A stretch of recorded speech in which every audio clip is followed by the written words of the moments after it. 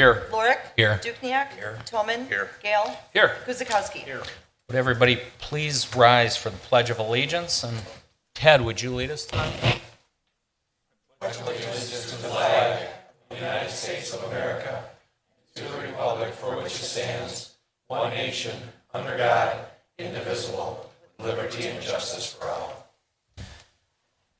Thank you. Has everybody had a chance to review the minutes of 8/6/18? There's no omissions, corrections, typos. When you guys are ready, motion please. Kirkowski will make a motion to approve the minutes of August 6, 2018. Oracle second. Roll call. Alderman Lorick. Aye. Dukenyak. Aye. Toman. Aye. Gale. Aye. Guzekowski. Aye. Kirkowski. Aye. We're going to start tonight with a council proclamation for Jill Thays, who served on our Celebrations Commission. And Catherine, when you're ready, would you please read that into record? Certainly, Council Proclamation Number 18-11 to Jill M. Thays for dedicated service to the City of Oak Creek as a member of the Celebrations Commission. Whereas Jill Thays was appointed to the Celebrations Commission in August 2013 and has served for 5 years. And whereas Jill Thays has resigned from the Celebrations Commission effective August 2018, and whereas Jill Thays was integral in the July 4th celebration and the Halloween coat collection event. And whereas Jill Thays, always willing to lend a hand, fulfilled the duties of the Celebration Commission with the greatest devotion and pride. And whereas Jill Thays has served the city in a thorough, conscientious, and professional manner. Now therefore be it resolved that the mayor and the common council of the city of Oak Creek do hereby show their appreciation and gratitude to Jill Thays for her dedicated service to the city of Oak Creek as a member of the Celebrations Commission. Be it further resolved that this proclamation be spread upon the minutes of this meeting, and that the city clerk be, and she is hereby directed to transmit a suitable copy thereof to Jill Thays, introduced and adopted this 21st day of August, 2018. Thank you, Catherine. Any words for Jill? Has anybody got a connection? If not, I'll bring it up. I've attended a lot of celebrations events and worked with her. Jill's service is greatly appreciated by the city. She's going to be missed. She helped raise that commission and the events to another level. Her 5 years were well spent, and the committee really grew with her being part of it. So she will be missed, but we will thank her for her years of service on behalf of the commission, on the council, and myself. I'd like to thank Jill, and again, encourage anybody to go off Jill's example. If you're looking to get on a committee or a commission, please drop an application, and we'll keep it on file. Thank you. Can we get a motion, please? Gail will move to accept Council Proclamation Number 18-11 to Jill Thays for dedicated service to the City of Oak Creek as a member of the Celebrations Commission. Guzekowski, second. Roll call. Alderman Dukenyak. Aye. Toman. Aye. Gale. Aye. Guzekowski. Aye. Kirkowski. Aye. Lorick. Aye. Item number 5 is a public hearing, and it's consideration of a request from Ryan Business Park LLC to rezone and establish a manufacturing M1 planned unit development for the properties at 9600, 9700, 9900 South 13th Street and 741 and 1001 West Ryan Road. There are no changes to the floodway or the C1 Shoreland Wetland Conservancy. Catherine?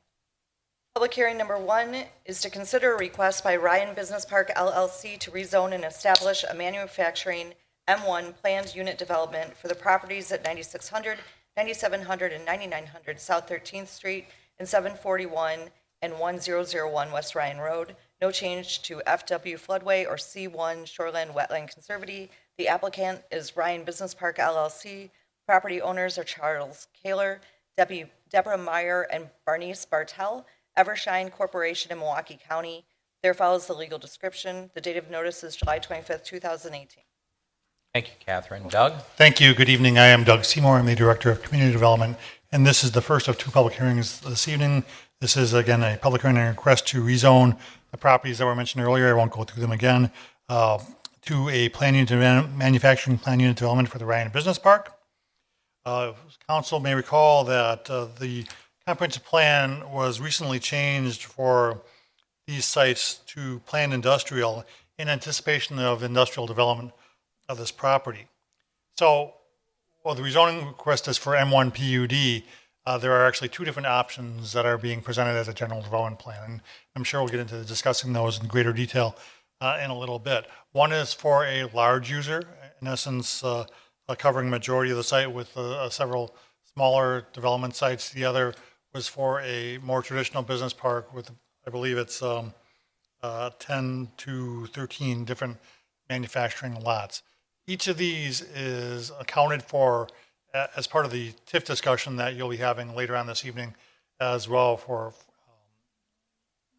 but this is the first step actually in the rezoning. The Plan Commission has recommended approval of this rezoning request, of this plan unit development request. There has actually been a neighborhood public meeting that was held with respect to the developer of the park and of the larger user site, and that's more pertinent towards the submittal of site and building plans, which will happen for the 28th of August before the Plan Commission. But this, again, is a public hearing on the rezoning of those properties to M1 manufacturing plan unit development.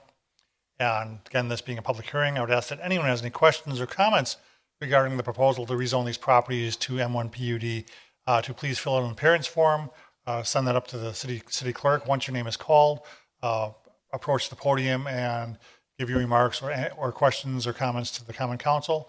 This public hearing is now open. Thank you, Doug. We will make 3 calls. Please, we look like we have quite a few speakers. Limit your time to 3 minutes. If you can't do it within 3 minutes, we'll give you a warning. But again, we're going to try to keep it a little shorter on our public hearings tonight. We have quite a few to go through, and we anticipate speakers. This is the first call on item number 5, and we have one speaker, Maureen Wilms.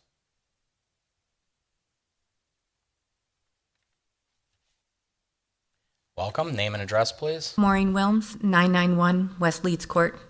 I have 2 questions this evening. I don't know if they'll actually be addressed at this time, but regarding the development, I was wondering at what grade it would be built, if it would be built at the grade of 13th Street or at the grade closer to the railroad tracks, because there is a difference of probably about 15 feet from top to bottom on that property.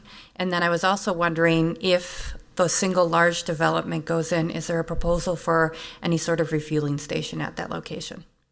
Okay, thank you. We will try to answer the questions after speakers have come up and addressed their concerns. Second call. Anybody wishing to speak on item 5?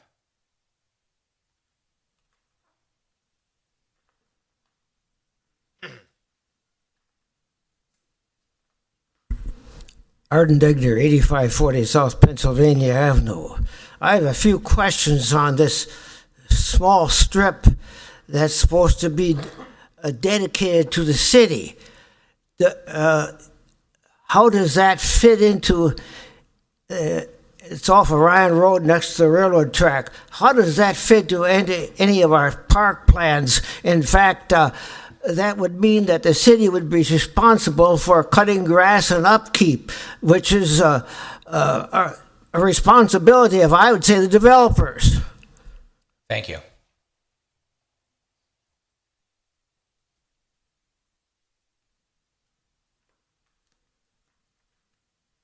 Brian Schrader, 910 West Finch Court. The questions I have basically is you're looking to put an easement in for a trail.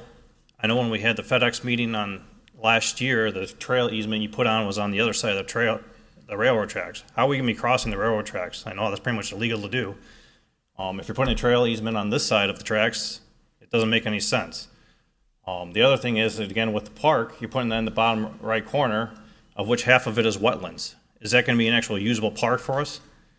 It makes no sense to make it a park if it's not going to be usable to us. So, other things, obviously, with the traffic, as everybody already knows that's going to come in with this. Obviously, study's going to have to go in effect. So, a lot to think about for this before we switch over to manufacturing. And I think my opinion is I'd rather see it agriculture, and I'd rather see this, if anything, go residential. We have so many businesses growing in the community. We need to bring some housing in as well. So, if we can't just sell out for all manufacturing to come here. Thank you. Third and final call.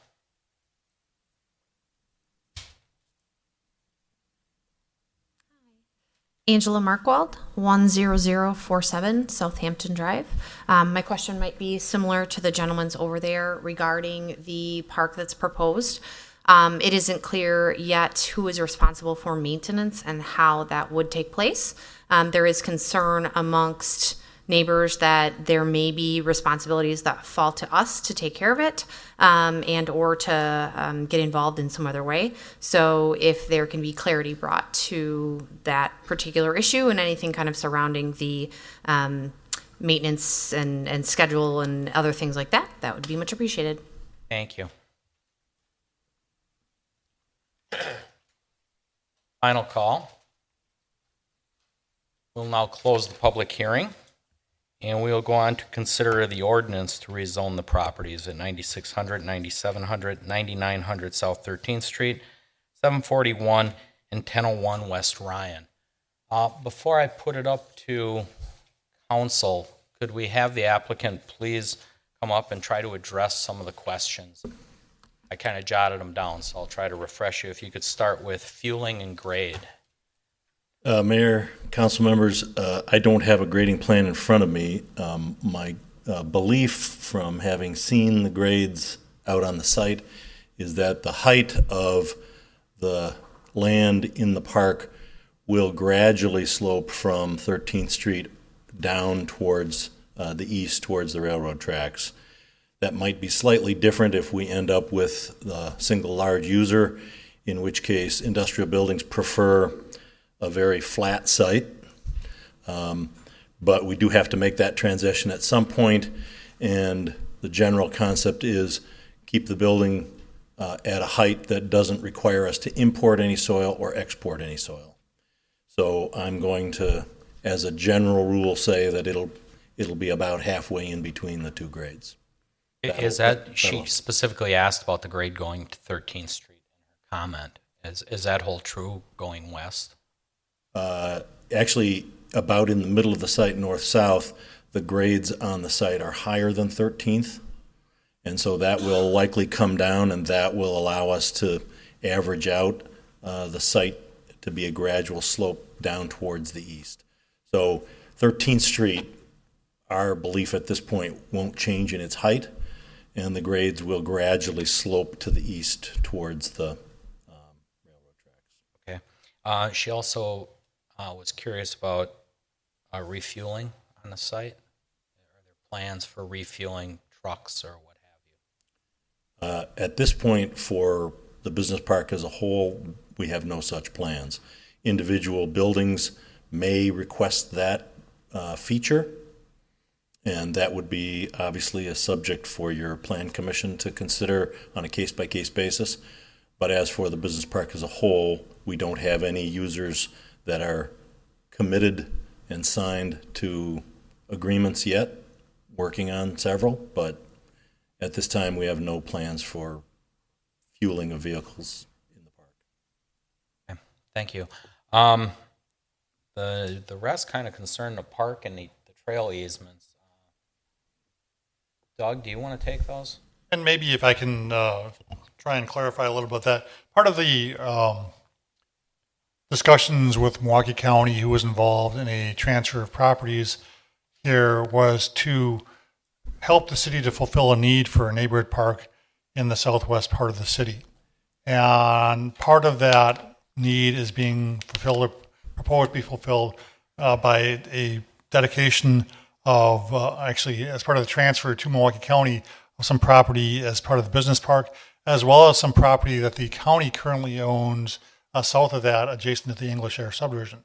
So while what you see here in the green and kind of the southeast corner of this shows up as a neighborhood park, yes, there is some wetland there, but there is some upland area as well. And that, in combination with the county-owned piece adjacent to the English Air subdivision, and the access will be primarily from the English Air subdivision, will form the basis for a good-sized neighborhood park that will have the ability to be developed. And what's in that park, we don't know. The goal is to work with the neighborhood to design a park that meets their needs. And as it stands right now, I believe it is the city has made the commitment to maintain that facility, so it would not fall on the neighborhood.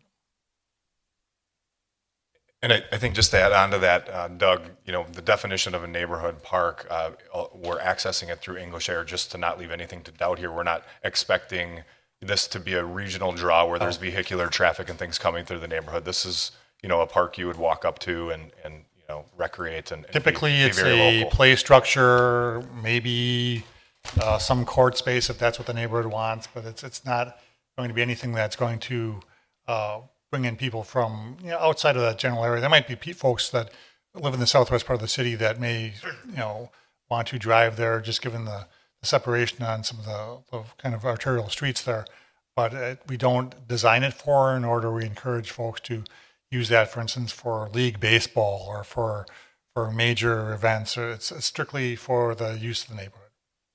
If I can expand on that just slightly, Mayor, council members, having participated in the negotiations with the county, there was no doubt in my mind that the commitments that the city and we as the developer made for what this land would be allocated for was clearly the city would go through a process of programming what kind of park and what features it would have as a public process with the citizens in that neighborhood specifically. And so the lack of a design for it is because that input hasn't yet been sought from the neighborhood, and that's how the city will program and move forward with constructing the improvements and the access points. Can you guys touch on the easements for the trails? The one gentleman wanted to know. Absolutely, I can try that. You recall that you're right. When FedEx was approved there was an opportunity for a trail easement on the east side of the tracks. This trail easement is on the west side of the tracks. Any transition will likely be at Oakwood Road. You're right. We're not going to make a transition kind of make another crossing across that facility. So that would be transition more than likely at Oakwood Road. Now, whether or not both of those facilities are actually constructed, I would doubt that. I would suggest that, we try to make some connections between Oakwood Road and Ryan Road through the park in the best means possible. And I think just looking at it right now, it looks like it's more promising given on the west side of the tracks, given the fact that there are additional environmental concerns to deal with on the east side. And specifically, this was the route that the county suggested they would like for filling in gaps in their trail system. Then lastly, there was comment about the property instead of M1 being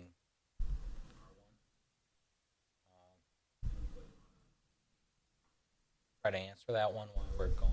Well, it's the comprehensive plan calls for it to be planned industrial, and it really never was called for to remain in agricultural use. Portions of it were shown to be in some commercial uses, but it was either going to be commercial or planned industrial. Council, through the public hearing process for the amendment of the comprehensive plan, determined that planned industrial was appropriate for the entire park. Thank you, Doug. This time we'll open it up questions, comments from the council. I have a question. Mr. Faber, Rich Dukniak, 3rd District Alderperson. You had mentioned, and I want to be clear, in site preparation, you don't feel that the question came up about the grade, that there will be any export or import of soil on the site for preparation. Is that correct? Essentially correct, okay. As from the standpoint of we try to keep the site in balance. Okay. And there are necessarily some poor soils that we will have to figure out what to do with. Our plan is to use most of the soils that are not strong enough to build and construct buildings on to create berms and landscape features in areas where you don't have buildings and parking lots. But we may have to import some high quality, what is called engineered fill, if the soils prove too soft. So typically that's either gravel or stone or very strong dry soil that comes from other certified by engineers from other areas. If we end up with too many soft soils, we can pile those up to create berms, but if they're too soft to build buildings on, we may have to bring in a small amount of engineered fill. And so the neighbors should take some comfort, at least in knowing that there's not going to be a constant parade of dump trucks coming and going from the site.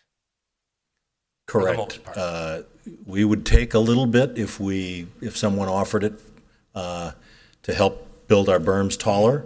We view the berms as a means of helping protect sight lines, avoid glare into people's homes, create better landscaped, more natural views, particularly from the English Air subdivision.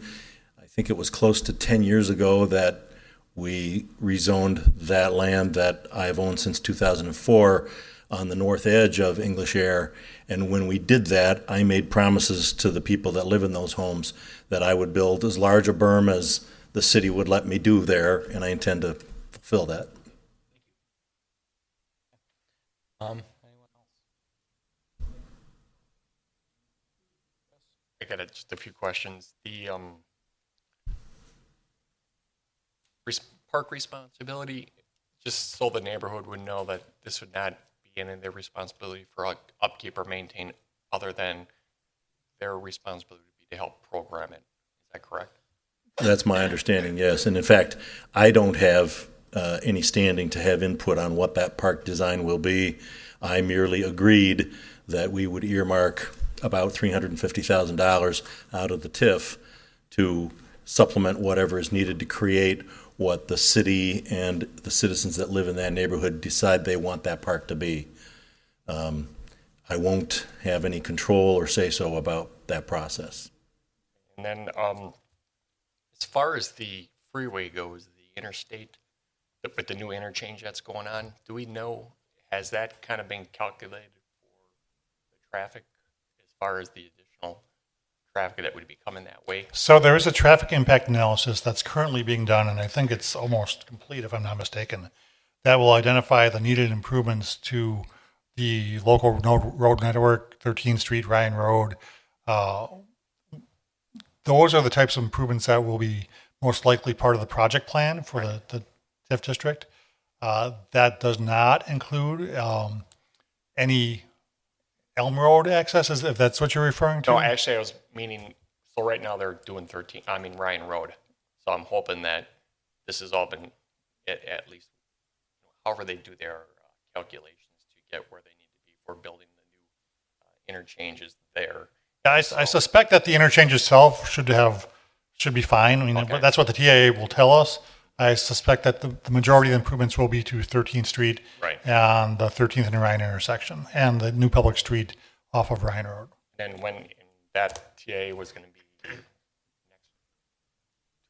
Alderman Guzekowski, I'm under the impression from the traffic engineer consultant that we've hired, they're in contact with the DOT every day or two, Okay. working through all of the details. I've seen snippets of that. It gives me the impression that they are scrutinizing every single intersection within as wide of an area as the DOT has stipulated that we have to look at. And I have the impression that they are, at this point, about the new interchange, talking about possibly some striping changes to allow 2 left turns for westbound Ryan Road down onto the southbound entrance ramp to I-94, for example.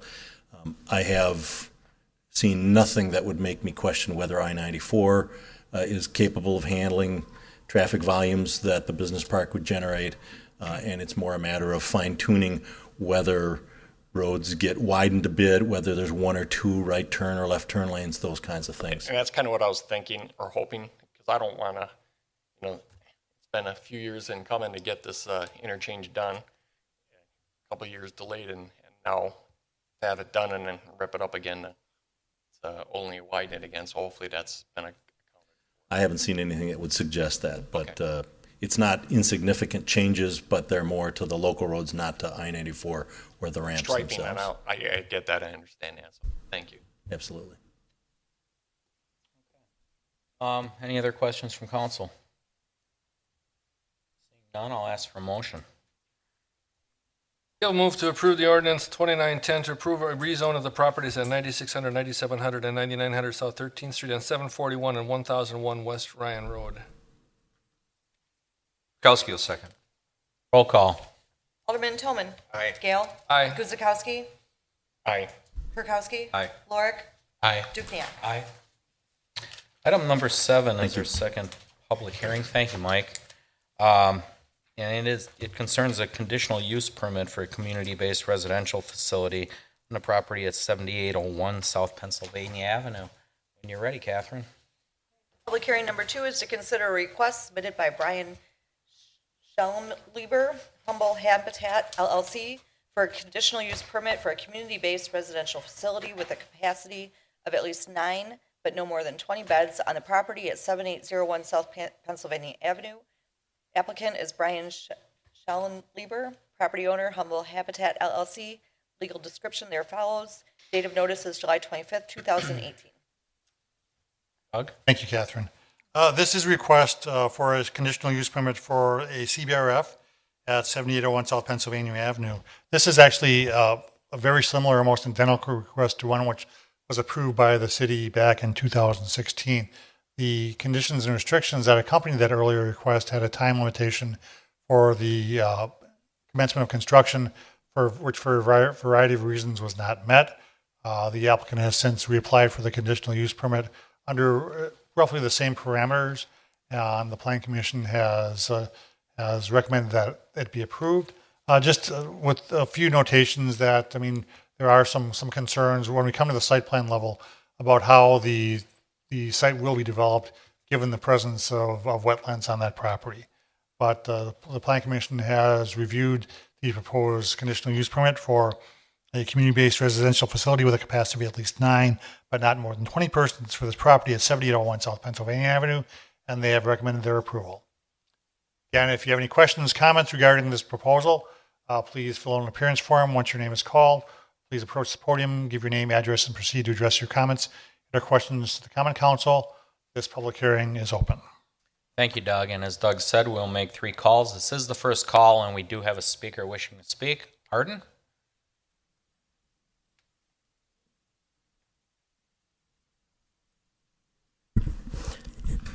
Arden Digner, 8540 South Pennsylvania Avenue.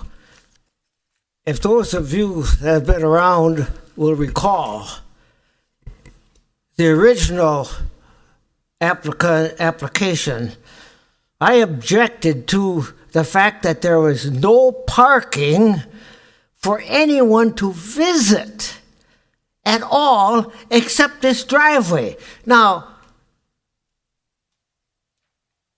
supplies are needed. Visitors, especially during the holiday seasons, are expected. And I appreciate the comments that the staff has made, that not only is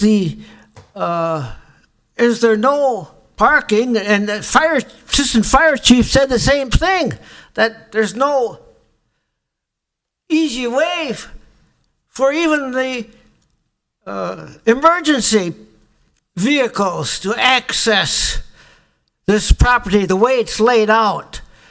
Not only that, but 20 individuals to a room, we'll say, and there'd probably be some private ones, seems like an enormous number of rooms for this very narrow property.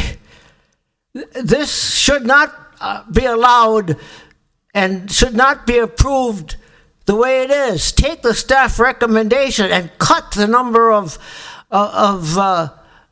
residents, the number of, and allow for parking for these individuals, because as you well know, Pennsylvania Avenue is getting clogged with these 650 parking stalls just behind this property, this developer. How will anyone be able to visit? How will supplies be able to be obtained without parking on the road? Thank you. Second call. Anybody wishing to speak? Third and final call. We'll now close the public hearing and move on to consideration of the ordinance to approve the conditional use permit for the facility. Questions, comments from council? Steve? Alderman Kirkowski, First District.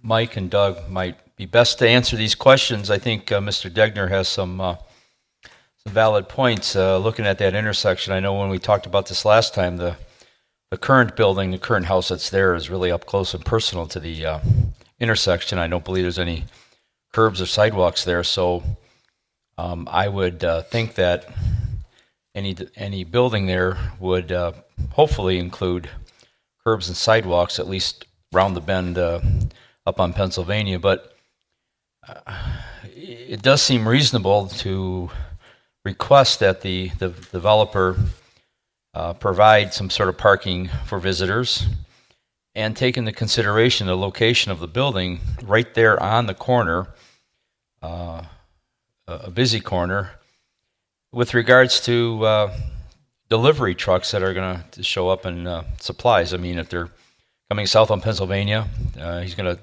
turn into something, or west on Drexel, turn into some sort of driveway. I don't know. I haven't seen the final plans, but have you guys taken any of this into consideration with regards to the plans that the developer has for this? Doug? Mike? Well, at this point, the plans that we have are just merely that. I mean, they've not been approved. And at this level, while we can certainly make the comment and really make the council and plan commission aware of the concern, I mean, those are things that would need to be addressed when the site plans are reviewed. You're right in the fact that the staff is expressing concern about the buildability of this parcel under the configuration that has been proposed. And I mean, you're also correct when we have cited our concern that, I mean, there is no alternative for street parking should we encounter some of the same issues that we have in some other CBRFs operated by the same by the same owner elsewhere in the city. So the margin for error is less on this with respect to the parking and with respect to the buildability of the parcel. That being said, I mean, the Plan Commission does feel this is an appropriate use for the site. I think staff agrees with that, but we just want to make sure that we can develop the site appropriately without adversely impacting the neighborhood. And finally, I know that we tend to have a habit of requesting right-of-ways and other things because the master plan says that something might be built that's been on the master plan for 20 or some years, and something may get built, but it may never get built, but we still have, requirements of right-of-ways and things like that. So, having said that, I know it may not happen in my lifetime, but there's that whole hope that Pennsylvania will be widened and, and we should take that into consideration with regards to the plan, because that's a narrow street down there. So if it's going to get widened, I'm sure right-of-ways are going to be needed, and so we don't want them to build right up close and then say, well, oops, sorry, we forgot about this. Exactly. And the right-of-way, the half right-of-way on the west side is 65 feet. Looks like a 60-foot right-of-way on the South Milwaukee side. So that's 125 feet. That's pretty robust for most circumstances, absent, a full-blown extension of the Lake Parkway, which, I mean, I think if that were to happen, we'd have some other engineering issues to deal with. But I believe, and Mike, please correct me if I'm wrong, that 125 feet would be plenty robust to accommodate any planned expansion on Pennsylvania. Doug, you're absolutely correct. That would be adequate for whatever plans would be needed for widening, even if it is to 4 lanes someday. So, and then I guess I would just kind of agree with everything Doug was saying about the challenges of this site, with the wetlands and the concerns about that. And of course, absolutely, there's going to be no provisions for parking on Pennsylvania Avenue. So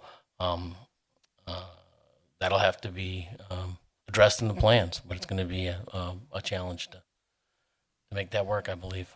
Thank you. Greg? Alderman Lorik, Second District. I would just like to note that I do believe that it's an appropriate use of the property. However, I would echo Alderman Kirkowski's concerns, Mr. Degner's concerns. As an alderman with another facility like this in my district, it's been the source of numerous calls with regards to parking specifically. It was designed with a short driveway and a garage, both of which I guess aren't fully used all the time, so cars have been lining the streets. So I'd caution with when we get to the planning portion of this to make sure that it's planned appropriately to be able to handle all the visitors that may visit. Greg? Anything? Yeah, Alderman Rich Dukniak, Third District. Community-based residential facility, is that assisted living facility? Is that what this is? Okay, and then I'm just reading in the council report, they plan on having one care aide on site per 8-hour shift. If you have 20 residents, there's full occupancy of that assisted living. I mean, I don't know what state regulations are. Is that enough care for 20 residents? They would have to go off what the state requires. Okay, thank you. Brian Shanleyber, 5300 South Oh, okay. 108 Street, Hales Thank you, Corners. Brian. Hold the microphone up, Brian. Sure. Brian Shanleyber, 5300 South 108 Hales Corners. Anyways, we will have 2 employees per 8-hour shift. Oh, okay. Even though the state only requires 1, we have 2. Plus, we have obviously a nurse that comes to the facility every day. So there's quite a few employees.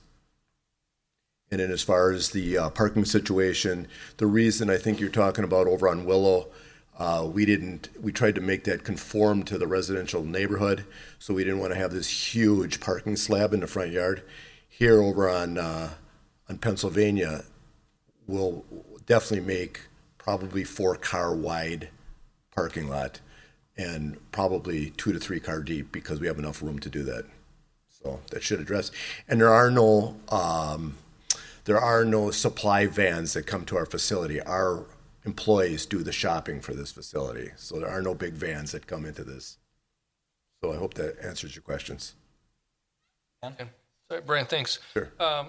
Remind me, because like I said, it's been 2 years, I don't remember exactly. Your intention of the facility is to serve what population?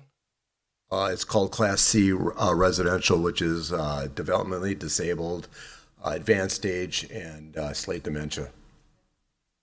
That's the same as what we have at Willow also. If you file for that, can you change that ever, or is that go with the CSM here, Doug, or is that if that's what the facility is open, that does it remain that, or is there variability there? I'm not sure I understand. I mean, can I change what kind of class of resident? Yeah. I would think it's a possibility, but that's what we specialize in. So, I'm just wondering if you prefer a different class? No, I'm wondering because well, obviously, if we had different folks there, you would not have parking. So certain classes of people, Yeah, none of our residents drive. I know, but other residents would potentially different types of residents. Yeah, so we're going to stay with the same classes. Okay, so I'm just wondering. I'm going to ask Doug then if the CSM limits the type of occupant or not. It does not, under the conditional use permit. I mean, I defer to the city attorney whether that's kind of overstepping our bounds with respect to the state licensing. But I would suggest that you're absolutely correct that it would have an impact upon the site plan review. I mean, it would be limited based on the amount of parking that would be able to be provided at the site.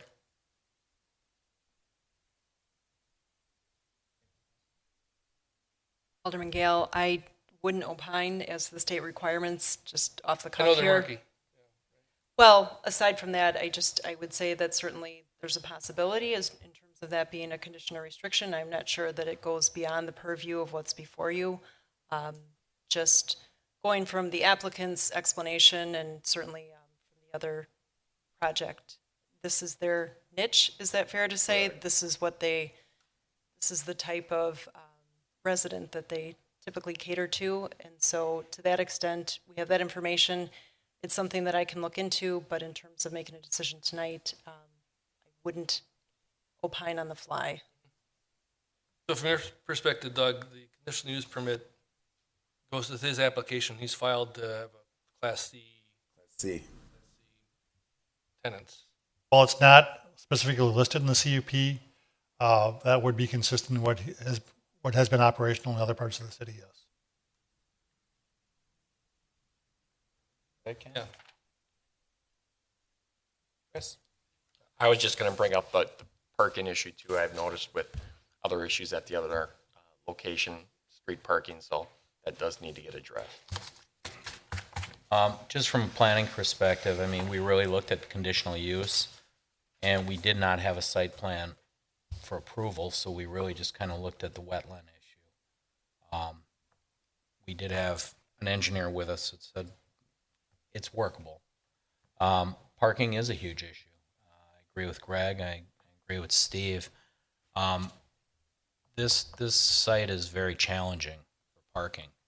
Again, Greg already pretty much noted the experience we had on one of the last ones. So we really don't intend to go down that road again for parking issues. So the site plan would be critical in this one, but conditional use planning was okay with it. So nothing else? I'll entertain a motion. Kirkowski make a motion that the council adopt ordinance 2911, an ordinance to approve a conditional use permit for a community-based residential facility with a capacity of at least 9, but no more than 20 persons located at 7801 South Pennsylvania Avenue. Oracle second. Roll call. Alderman Gale. Aye. Guzekowski. Aye. Kirkowski. Aye. Lorick. Aye. Dukenyak. Aye. Toman. Aye. Item number 9 is consideration of a resolution for a certified survey map for the property at 7980 South Cecily Drive with conditions as listed on your council report. Bear with me for 1 second, that didn't load here.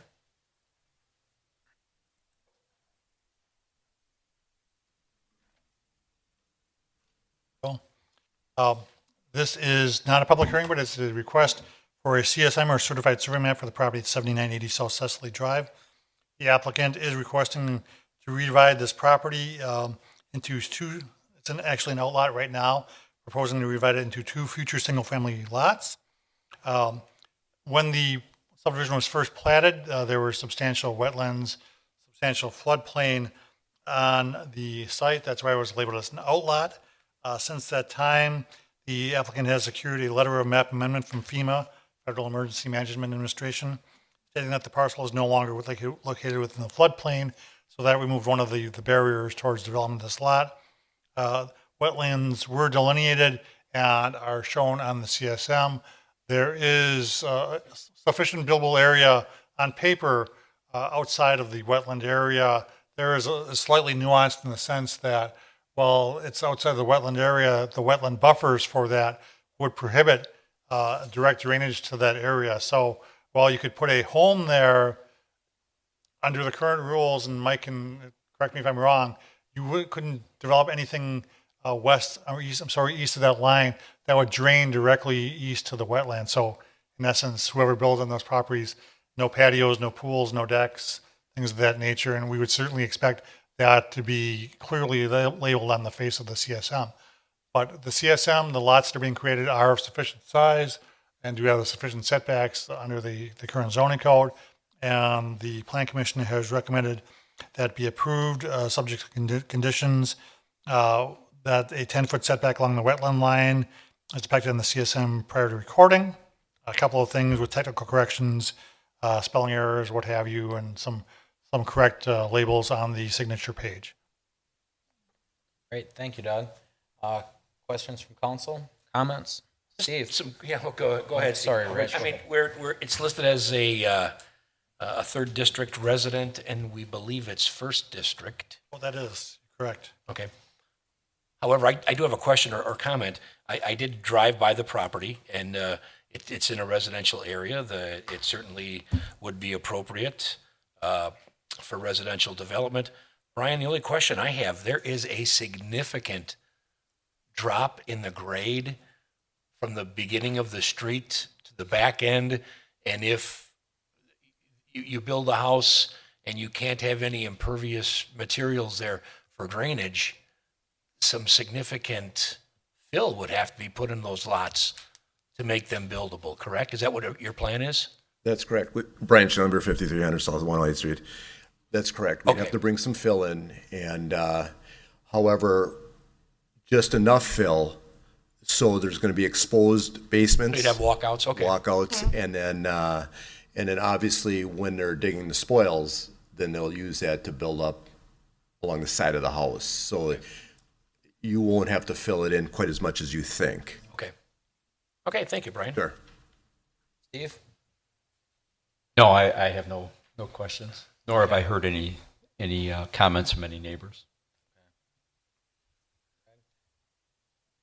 Just a comment, Mr. Shanley, we're talking about a walkout basement on the east side and the back side of these buildings, and we need to note, and it was mentioned earlier, that no impervious surfaces behind them. I agree. So I nobody's understand. going to be expecting they're going to be able to build a patio. Well, it could be oversized windows too. It doesn't have to be actual patio door walkout. You can have oversized windows. I just wanted to note it here. Sure. So. Okay. Nothing else? Motion. Kirkowski make a motion that the council adopt resolution number 11978-082118, a resolution approving a certified survey map for Brian Schoenleber for the property at 7980 South Cecily Drive with the conditions listed on the council report. Dukniak, second. Roll call. Alderman Guzekowski. Aye. Kirkowski. Aye. Lorick. Aye. Dukniak. Aye. Tillman. Gale. Aye. Item 10 is consideration of a motion to concur with the mayor's appointment of Fred Siepert to the Water and Sewer Utility Commission for a 5-year term, expiring September of 2023.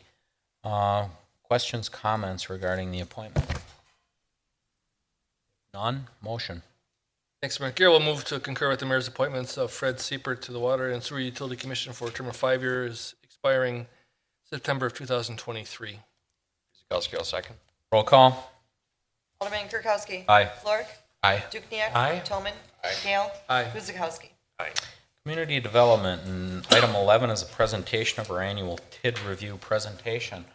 Andrew, you got a big crowd here that came to hear this. Yes, I'm sure they're here for this item. As we do have a crowd, though, I'd like to deviate a little bit and just give a little brief overview on kind of TIF, Tax Increment Financing 101, just a brief entree for those who may not be familiar with it. And I would also note that I put together an article, a full article on kind of Tax Increment Financing 101, and the residents will see that in the upcoming edition of The Current, which I think should be out in the next couple of weeks in the mailboxes. So I guess I just preview that, but I'll just go to that article and just read kind of the preface to that out loud. So Wisconsin cities, villages, and towns have limited tools available to them to advance economic development in their community. Other states allow local municipalities to utilize tax abatement, local sales tax, unique special district funding, and other enterprise zones. Each of these methods utilizes some diversion of tax dollars for supporting economic development activities or goals. In Wisconsin, the most common tool, and often the only one available at the city level of government, is tax increment financing, or TIF. Further on in the article, and the residents will see this, as I said, I wanted to really underscore the reliance on tax increment finance in Wisconsin municipalities. As of December 31 of last year, there were 1,238 tax increment districts in the state of Wisconsin. In Milwaukee County, there were 107 tax increment districts, and every city or village in the county, Milwaukee County, had a tax increment district with the exception of Bayside. So I just wanted to underscore the point that not only is this the only ball game or only tool or arrow in the quiver at the local level of government, it is very prevalent and very heavily used. The city of Oak Creek has successfully used tax increment financing over the many years, since it was enabled in the late 1970s. Tax increment financing is enabled by state statutes and the parameters and legislative scheme for which we have to operate are governed by state statutes. So there is parameters, there are parameters which the city has to maintain in its use of tax increment financing. If you don't work with TIF every day, I know the presentation earlier kind of gets to the nuts and bolts of our TIFs, and the council works with us every day, the staff works with us every day. If you don't work with it, it's very difficult to understand. It's an easy concept, but it's very difficult to understand if you don't work with it. So that lends to there being common misconceptions. Misconceptions such as cities and villages give away money to developers, cities and villages abate taxes, and developers don't have to pay their fair share. As I mentioned, the state of Wisconsin does not allow us to abate taxes. Every single developer in every single tax increment district we've ever done gets a property tax bill and pays their property tax bill. It's where those tax dollars that they contribute based on their project go that is the kind of the underlying concept of tax increment. Tax increment, you establish a bounded area, an economic development area. Perfect example, we're sitting at it, Drexel Town Square. Develop an area, there's a certain value at a certain point in time called the base value, but for the establishment of a TIF district to spur additional development, it's unlikely, or not to the level that the city would accept, to get additional development. So with that increased value in the tax increment districts, you can do things like roadway improvements, you can do things like underground utilities, you can do things like incentivize developers to build a product or to close gaps in financial pro forma. So I wanted to just kind of sidebar a little bit to give that background, otherwise most folks probably haven't been exposed to this and would be probably bored the next few minutes while I give our presentation. So our presentation here is something that you ask the city administrator to put together on an annual basis. I think due in part to some of those misconceptions that are in the community, but probably more so to the point that we want to make sure that we're extremely transparent with our use of tax increment districts, tax increment financing, and we want to demonstrate the condition that our tax increment districts are in each year. So we will do this annually. Values are certified as of August 15th every year by the Department of Revenue, so we'll give this presentation about the same time every year. Strategic Action Plan, always love to mention this. Economic development and our big economic development tool hits about every single one of those critical success factors that you see on the right-hand side of the screen. I won't go through them. They're staring at you every meeting, the back wall. So why do we do tax increment? Why do communities engage in economic development? Why do we try to grow businesses and grow population and grow tax base? As you see here, from 2013 to 2018, the city of Oak Creek has had a significant increase in its equalized value, or its tax base. Its base over which the tax burdens of the community are spread, so they don't fall exclusively on homeowners or businesses. It's spread across the community. Obviously, this chart of equalized value relates directly to the city of Oak Creek having the lowest property tax mill rate in Milwaukee County. Try to put this graphic out there as often as possible to let residents understand that there is a significant value proposition with your tax dollars in the city of Oak Creek. One of the other misconceptions or points of clarification in this community and other communities, quite frankly, is in a growing community such as Oak Creek, debt is an essential component of maintaining and continuing to grow and meet the demands of that expanding growth. We've been criticized, quite frankly, for the level of debt that the community has taken on over the last several years with Drexel Town Square, with the Drexel Interchange, with some of the public investments we've made in this building that you're in. And this is one of the slides that we talked about at the last meeting when we heard the audit, that I think if the public were aware of the facts of where our debt service, how our debt service is supported, the sources of funds for that, they'd probably be a little bit surprised by that.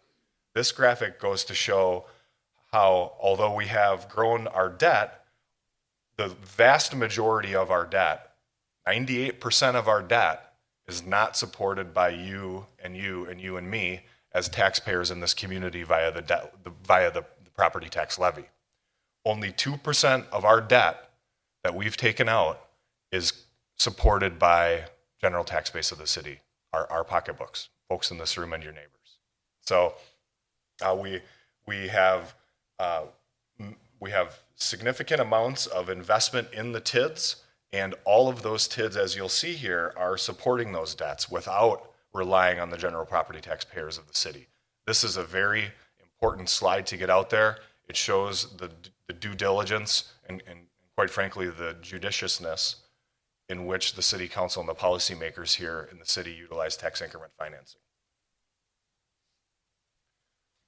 So one of the other common concerns is, it takes so long for these tax increment districts to close out, and the general property taxpayers don't realize the benefits, although they're not paying for anything in the districts. It takes so long to realize the benefits because statutorily, TIF tax increment districts can stay open for 20 up to 27 years for a certain type of district.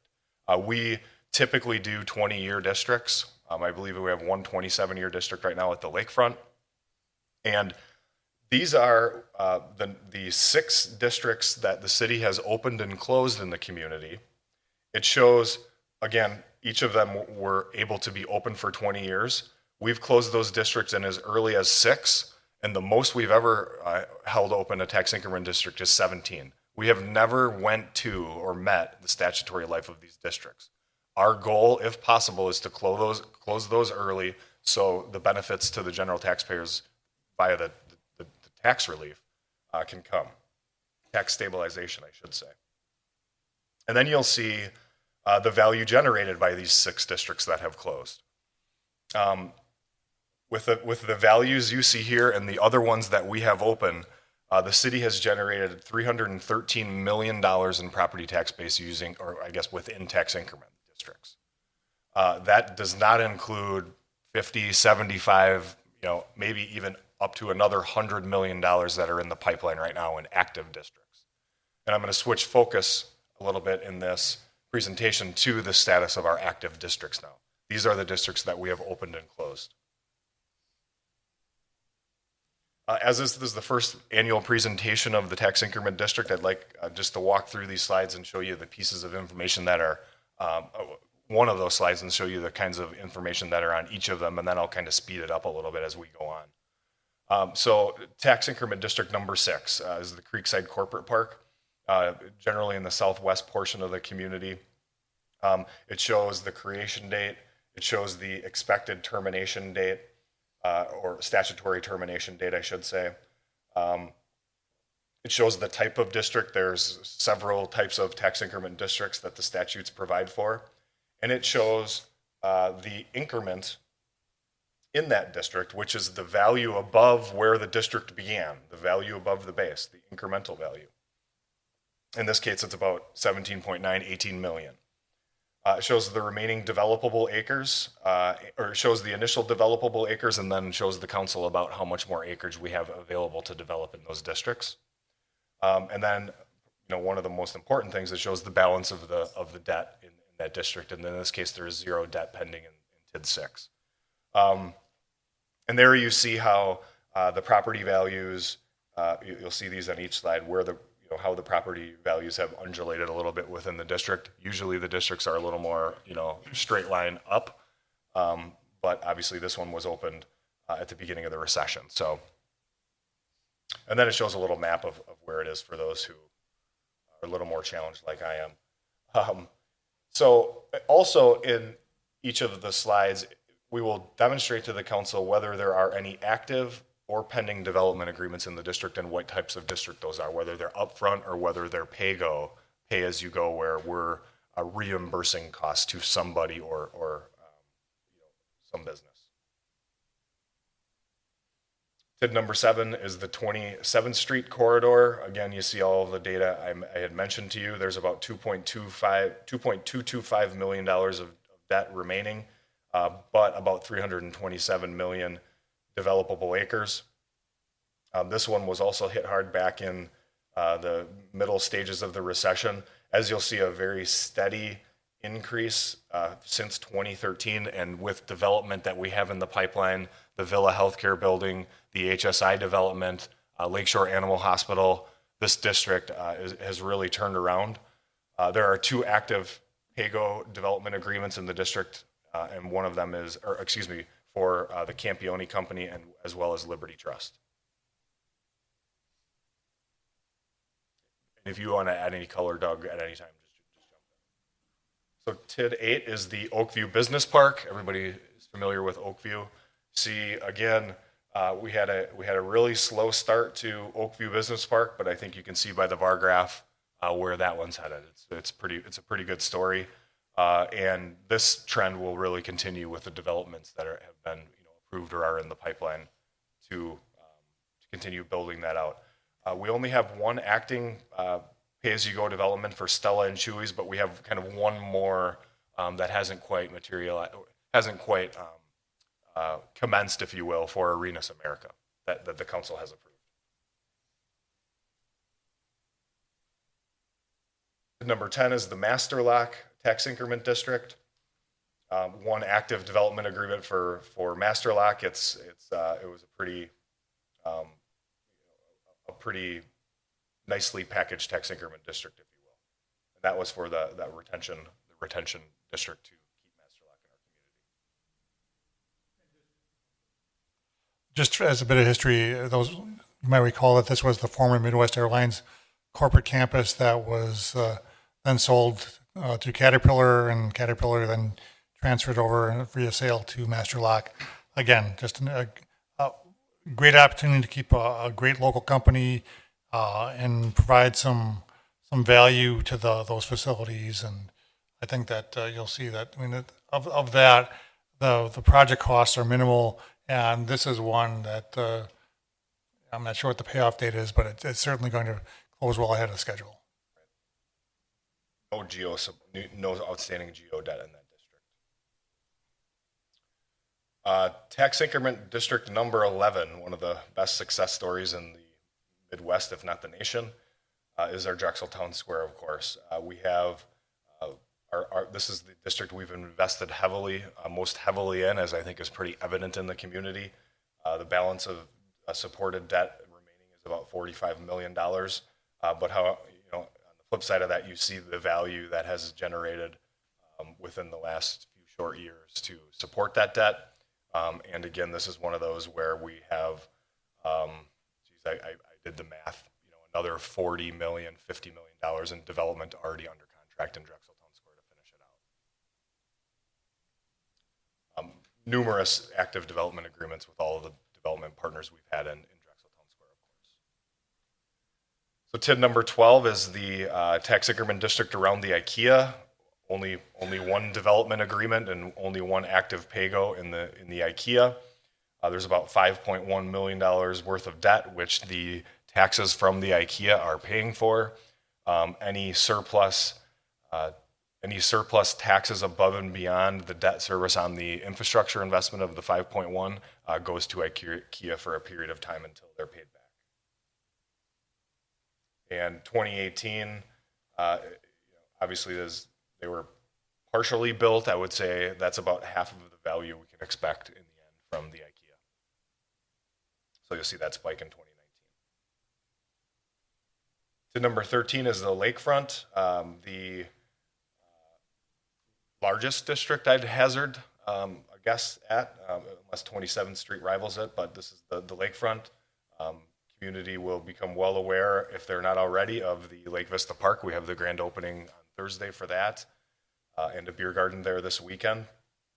There is really no active or pending development agreements in the district. This district was created just last year, and we're just about to the point where we're actively marketing the developable lands that are around the lakefront. The lakefront is a really great story of blight elimination and renewal.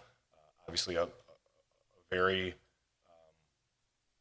not so rosy history environmentally with the large industries that were out on the lakefront since the turn of the 20th century on. and this is going to be a jewel for this community for many, many years to come. Bid number 14 is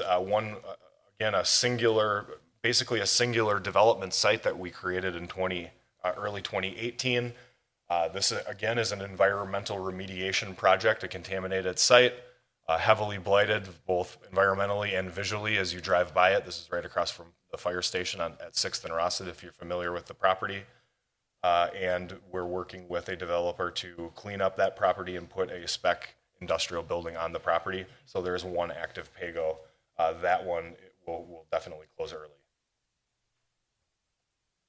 So TID 15, Drexel and 6th Street. If you've driven there lately, you'll see that the former metal storage buildings are in the process of being raised. There's a heap of concrete. This is directly across the street from the gateway, the Drexel Town Square gateway sign.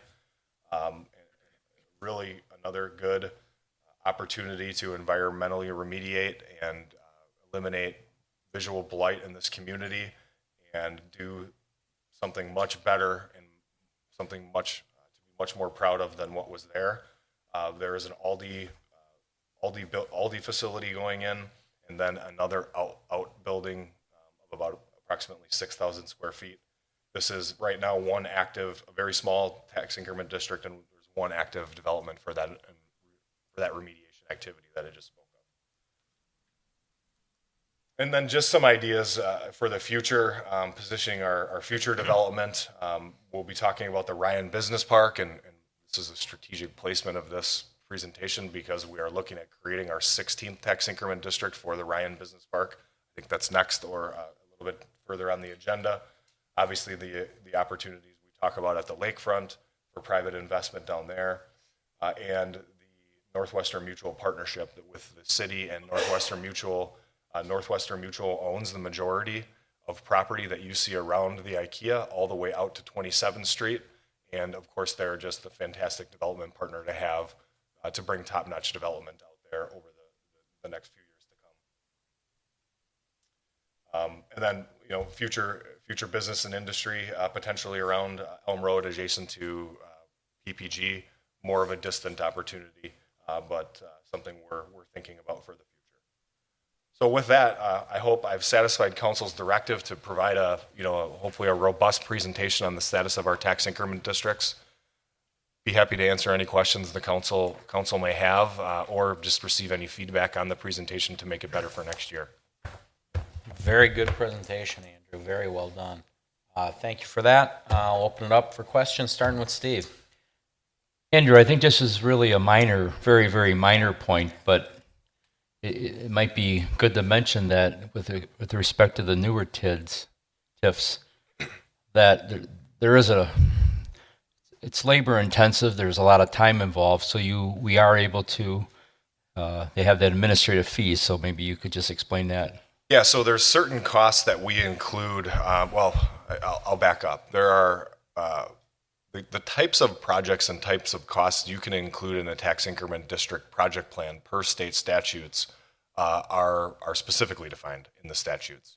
One thing we can do, however, is recover through the tax increment some administrative costs, costs for my time, costs for the finance director's time, costs to perform annual required audits, some other administrative costs for really administering the district. We can recover those costs within the district so they don't have to fall on in the general fund of the budget, general taxpayers of the budget. Thank you. Anyone else?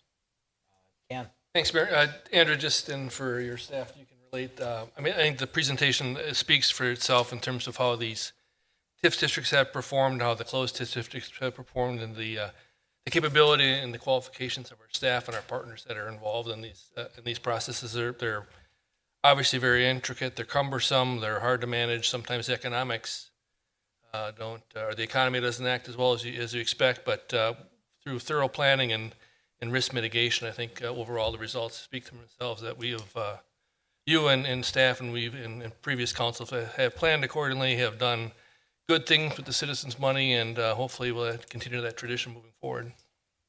If I could just add to that, because I meant to add this into the presentation, just for the public consumption here, the city of Oak Creek, nor any city or village, doesn't give a single red cent out by a tax increment district without a formal development agreement document, essentially a contract binding the developer, in most cases, or the business owner, to perform certain things in order for that money to be available to them. So there are numerous protections that we put in place each time we invest in a tax increment district that are there to protect the city, to protect the tax increment district, so those burdens in the tax increment district do not fall on the general property taxpayers of the city, to your point. Further comments? Nothing? Thank you very much, Andrew. Appreciate that. Item 12, it's consideration of a resolution creating, describing, and making certain findings and approving the project plan boundaries for tax increment financing district number 16.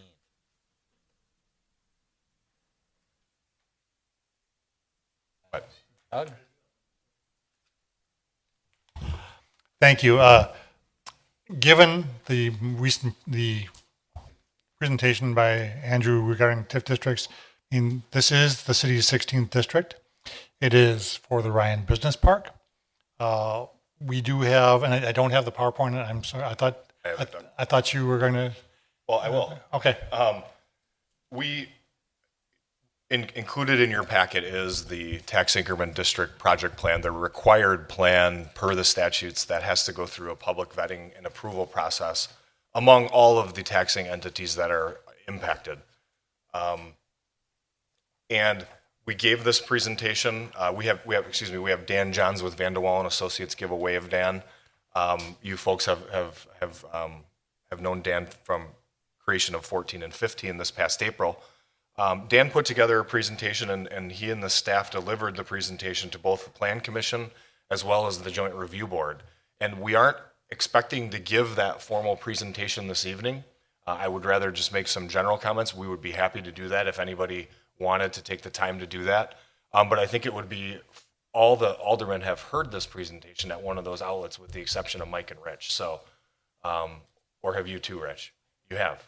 And I guess I would say as well, and that this very clearly mirrors the rezoning that the council just approved with respect to the Ryan Business Park, and offers that same flexibility in terms of the single user concept versus the multiple user concept in it. And the separate development agreements that would follow up with the TIF district would again be based on whichever scenario proceeds with that.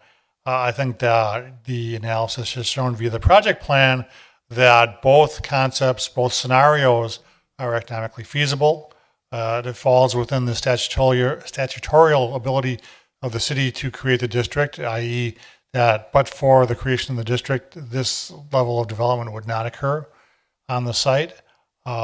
It allows for a number of different project costs, again, depending upon the ultimate scenario under which the park is developed. We heard one mentioned earlier before, possibly the traffic or roadway improvements on 13th Street and some of the public streets, ranging from that all the way down to the potential contributions towards the infrastructure necessary for that public park. So a number of different things, a number of different items that go into that. And I guess just to sum it up, and we'll certainly be happy to delve into more detail on any specific item of the plan itself, but the Plan Commission had a public hearing with respect to that. You have the minutes of that meeting, some good questions, some good comments. They ultimately decided to recommend to your body that the district be approved. And based on the results of the council's action this evening, we will take this to the Joint Review Board in early September for the final approval of this, in which case we would then notify the state, file the necessary proper paperwork with the state, and at that point that would become our potentially our 16th district, and we would actually freeze the value of the district, or create the base value of the district as of January 1st of 2019. Or just go back to 18. Go back to 18. Goes back to 18, I'm sorry. And then you can expect to see that as part of the city administrative report for 2019 and beyond. So, and another important detail that you could miss, because it's only a minor one, but it's important. Each of those scenarios, and as Doug mentioned, we took this down parallel pathways. We did parallel financial feasibilities. There are some big numbers in those costs. It's important to note that this is not a this is not a blueprint that we have to follow precisely all the way through this district. We don't have to spend these dollars in the district if we don't need to. And we try to include as a staff, just for flexibility, a lot of scenarios that we may encounter over the course of the 20 years of this district. So the numbers initially are a lot higher. We're not anticipating having to spend the dollars that are earmarked in the project plan. But what we show in a worst case scenario, if we do have to incur those costs, the financial feasibility, the strength of the district would pay those costs off. And I would note the small detail I mentioned earlier. In either scenario, the multiple user scenario or the single user scenario, we showed these districts being potentially closed before the statutory life of the district. So these are ones, again, where we don't have a crystal ball now, but it's very foreseeable that we could be closing these districts early and providing that tax base back for the general property taxpayers' benefit here. And I'd also add, if our finance director were here this evening, and I'm sure she really wants to be because she's on vacation. Paris, Oak Creek, same thing. But she'll reiterate that the city of Oak Creek, in its approach to tax and criminal financing districts, as in many things, is very conservative.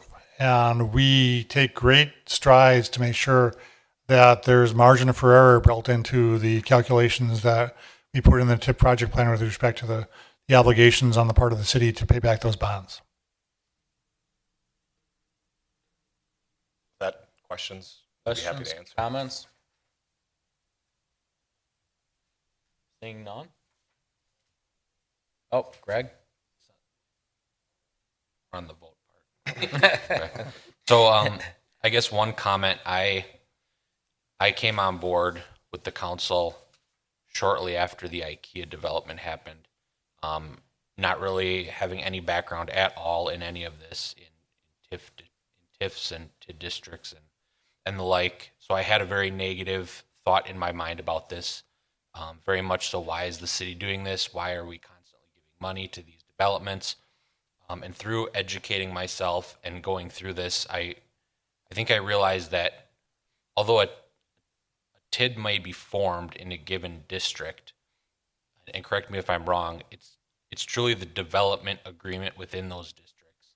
And if they're thoroughly thought out as staff does, they could be extremely beneficial to the city, where we're not giving really anything or taking on any extra debt than really necessary.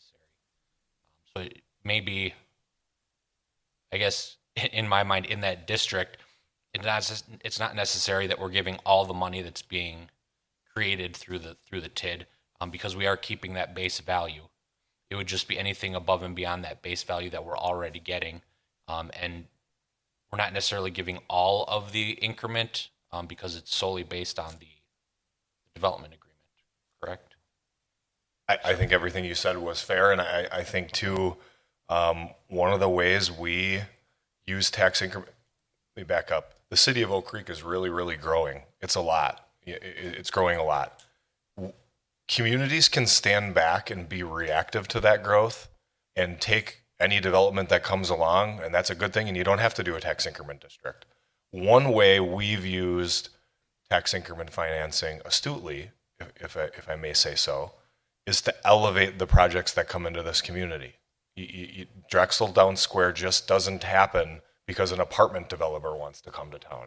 We incentivize, in that case, we used some of our economic development incentives, our TID incentives, to make sure that we didn't have a sea of parking in Drexel Town Square. We didn't want it to be a suburban, retail, development. So we incentivized the developers and covered financial gaps for them by providing availability, dollars, incentives to make them go underground with their parking.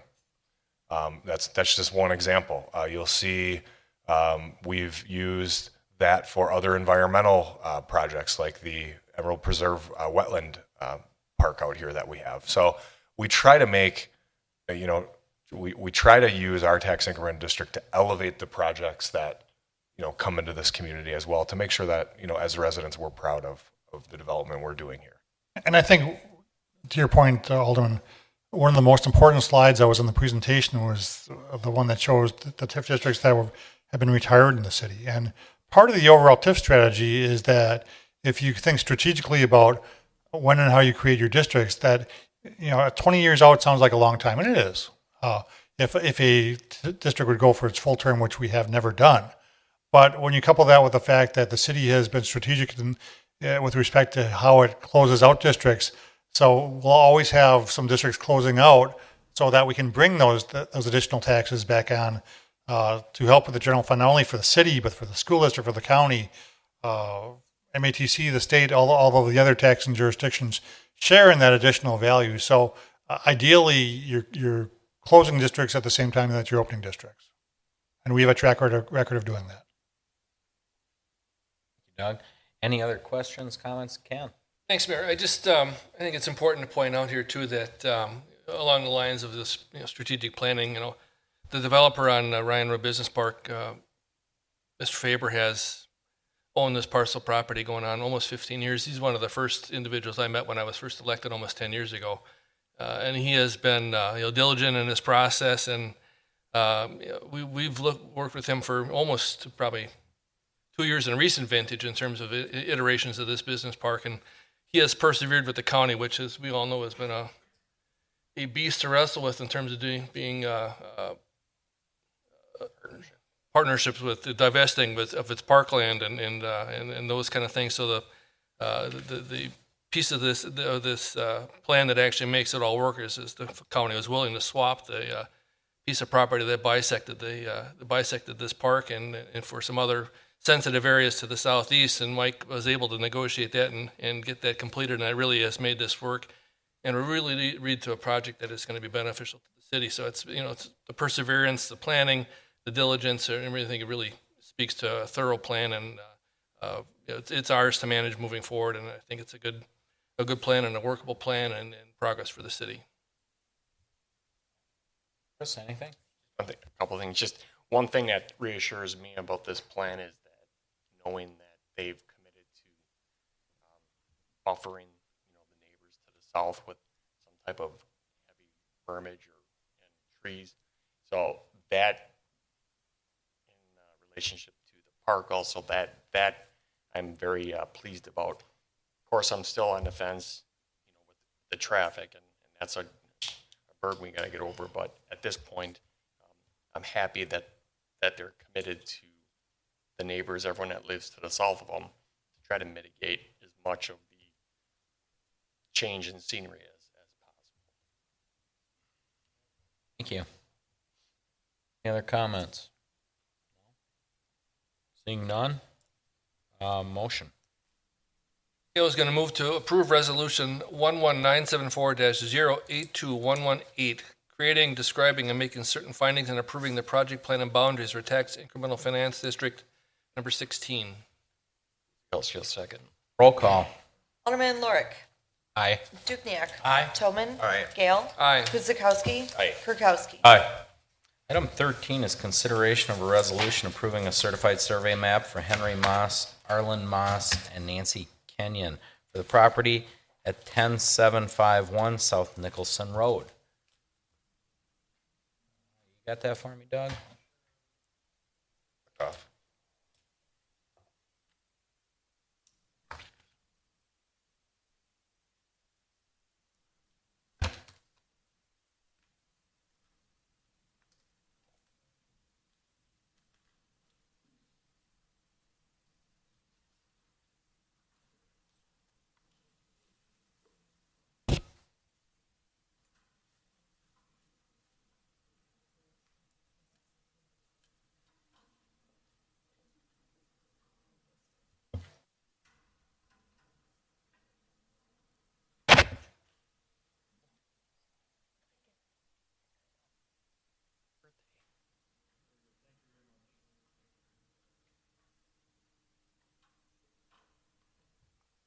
This is a request for a certified survey map for the property at 10751 South Nicholson Road.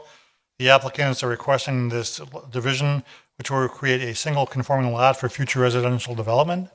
And we'll show you that in a second here. So it is creating if I can get my cursor lined up correctly, creating a single family lot right along Nicholson Road under the RS3 single family residential zoning district. Plan Commission has reviewed this. It meets the criteria with respect to lot size and with respect to setbacks, and they have recommended their approval for the land division.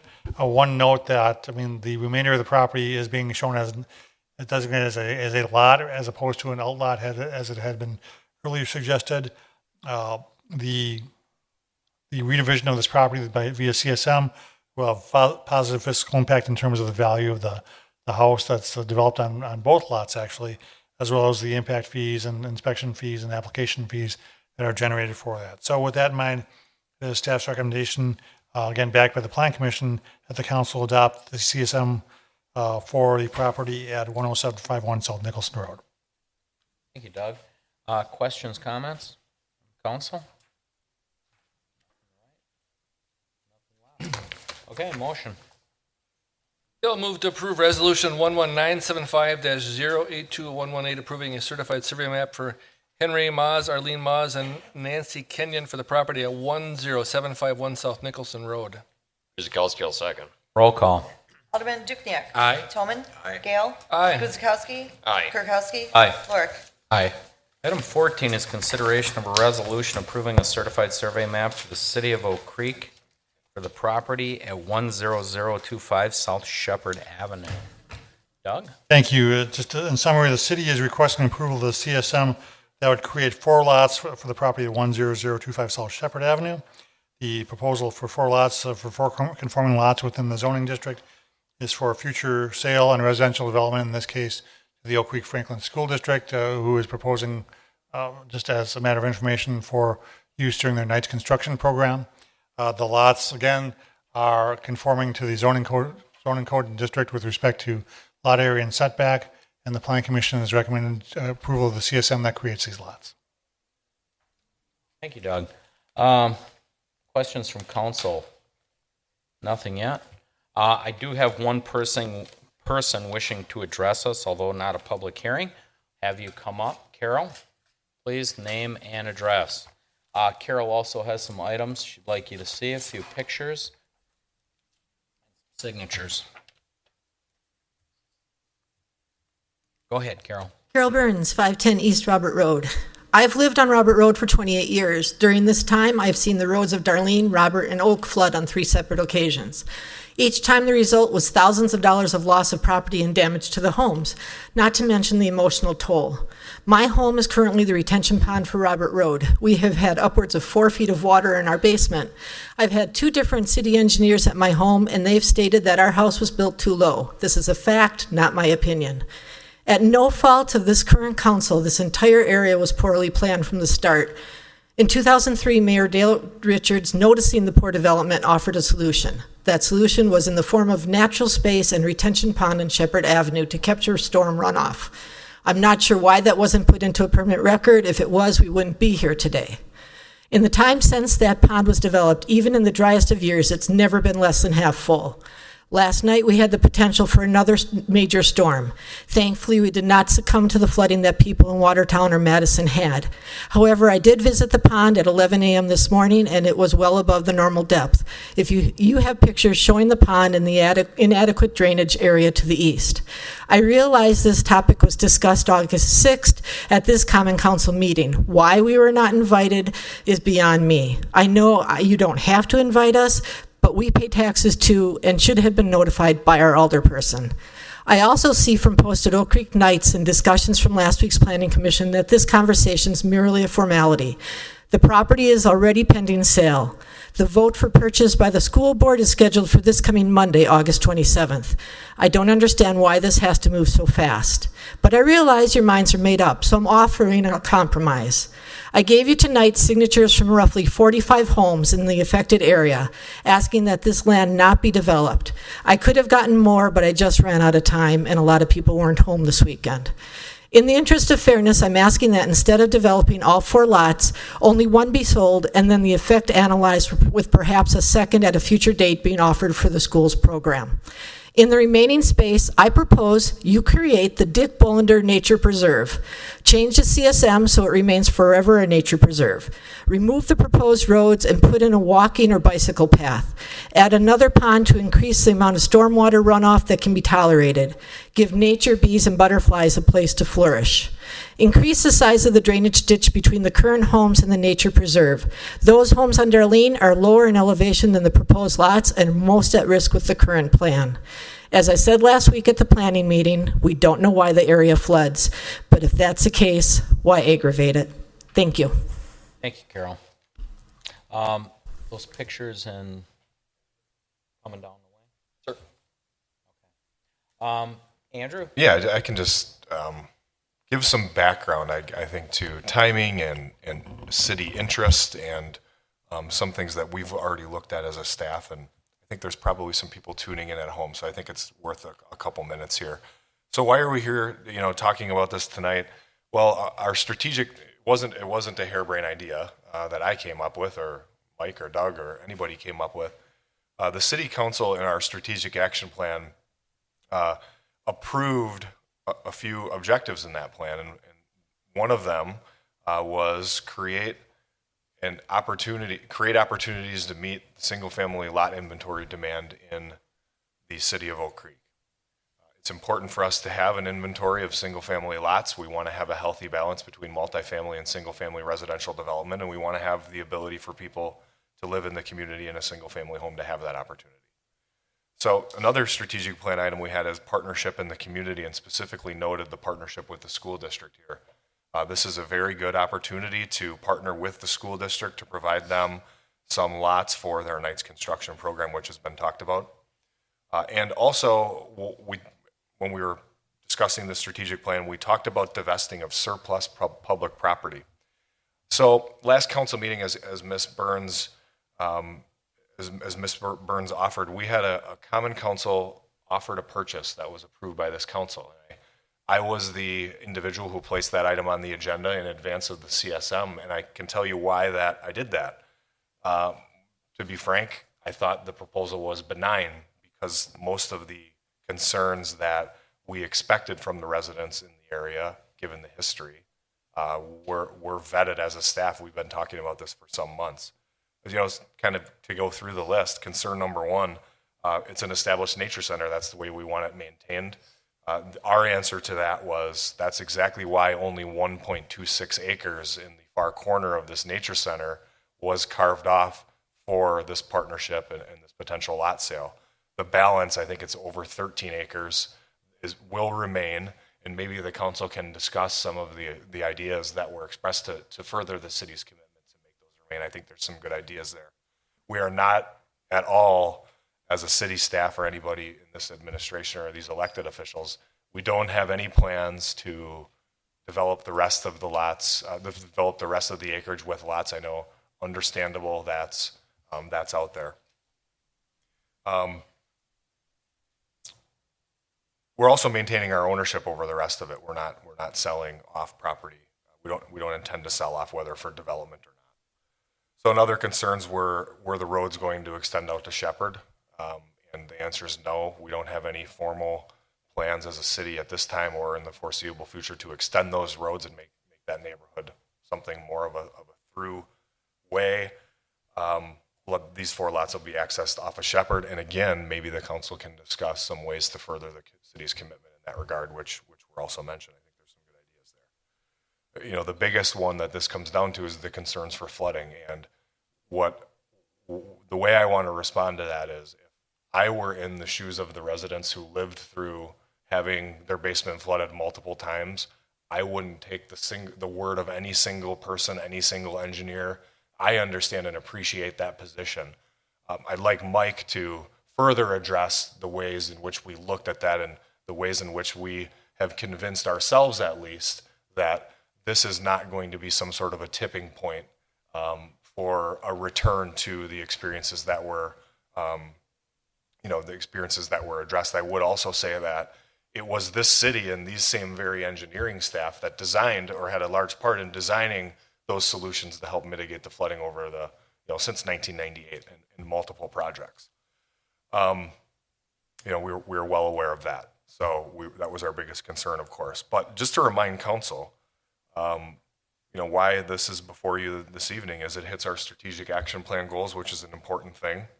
And right, wrong, or indifferent on the process, you now are under contract with the school district for the sale of these lots. So unless we see, something that would really, create pause, we should execute that contract and move forward with that.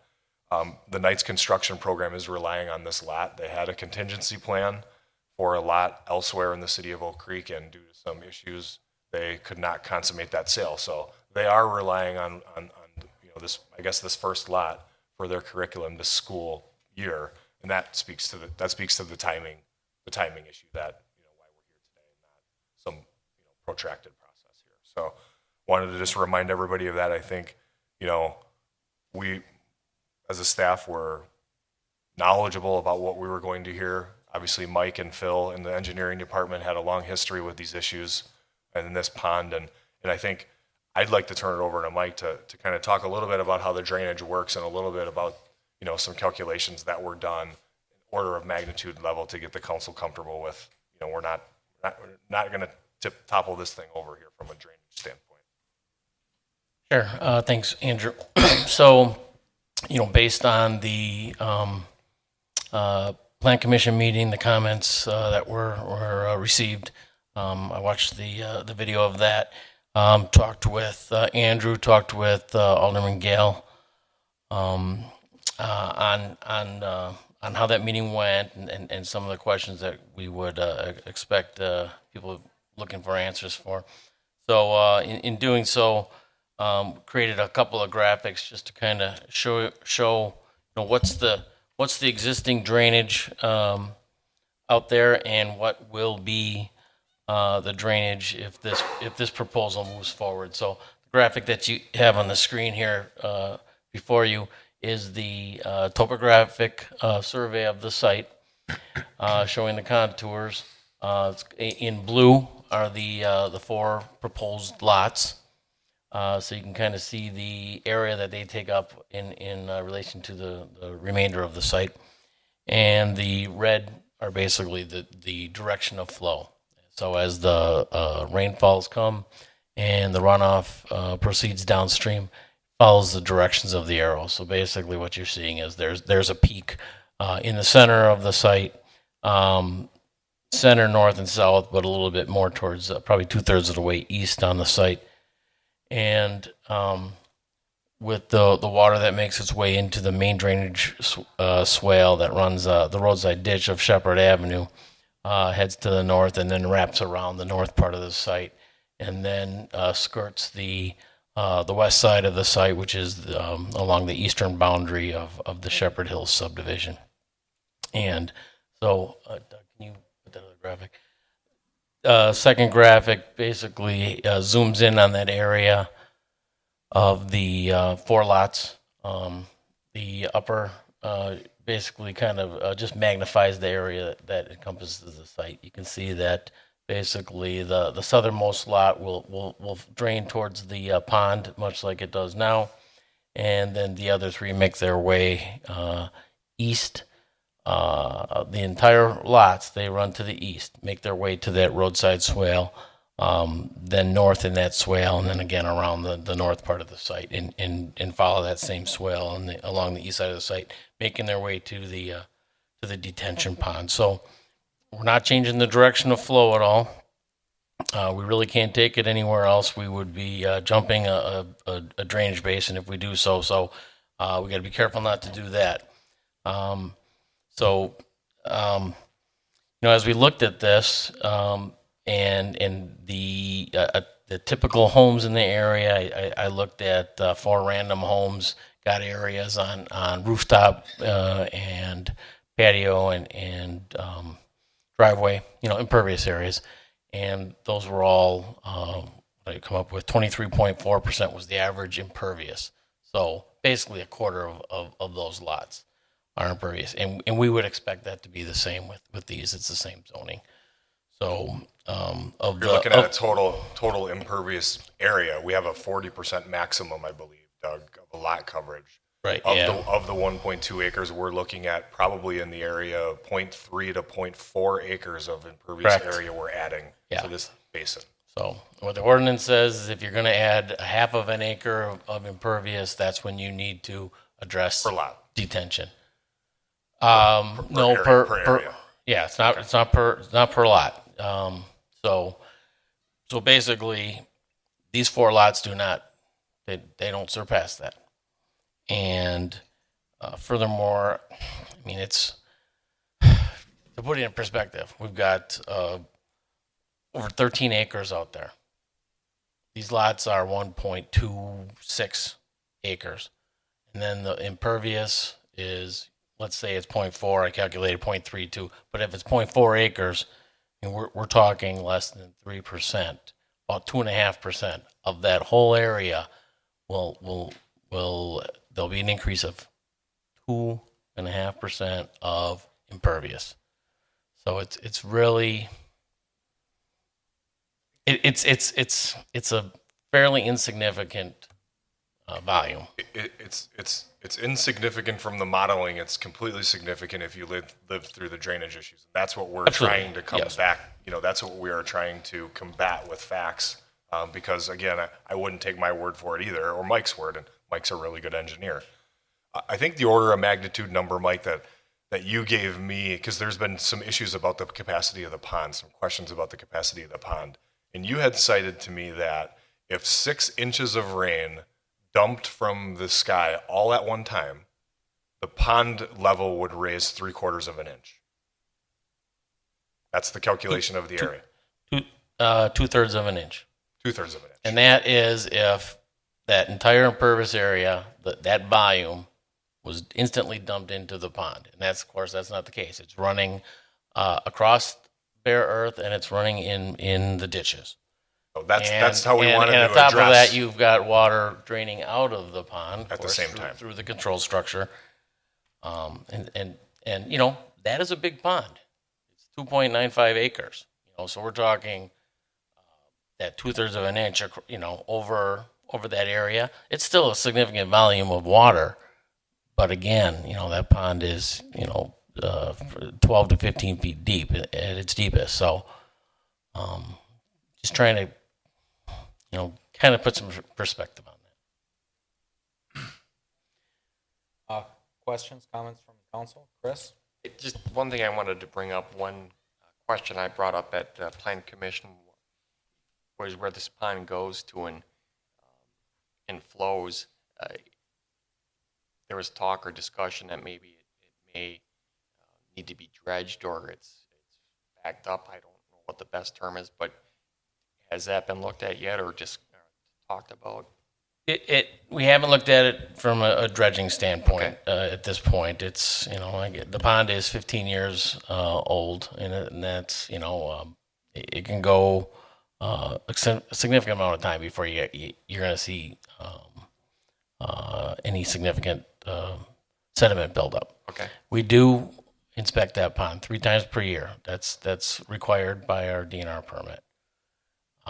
And so what we do when we do that, we look at the inlet pipes, we look at the outlet structure, make sure everything is intact and there's nothing obstructing the water as it's leaving the pond. And we look at if there's significant erosion around the pond. So. I have Alderman Rich Dukniak. I have a few comments, questions. So Carol, I completely understand your concerns. I reside in a subdivision we lovingly refer to as Swamp Gate Estates / Stonegate Estates. We've had houses actually sink in our subdivision. So when this came up, I was concerned. What I can say, though, is that the city did take steps over the course of years to eliminate, most of the flooding issues. Homeowners themselves, me being one of them, had to take steps as well to safeguard against flooding. A French drain in the backyard, the addition of another sump crock and a sump pump in the house. So certainly I understand.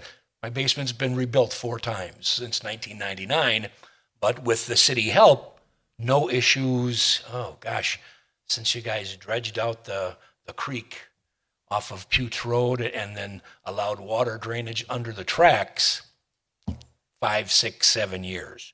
So understand the concern, but hopefully, with Mike's calculations, you can be somewhat confident that he's not letting you out there to dry. So the other question that I have then for Mike, or Carol, for you, with the 2 inches of rain, I think we got 2 inches, 1.5 inches last night. Any comments from neighbors?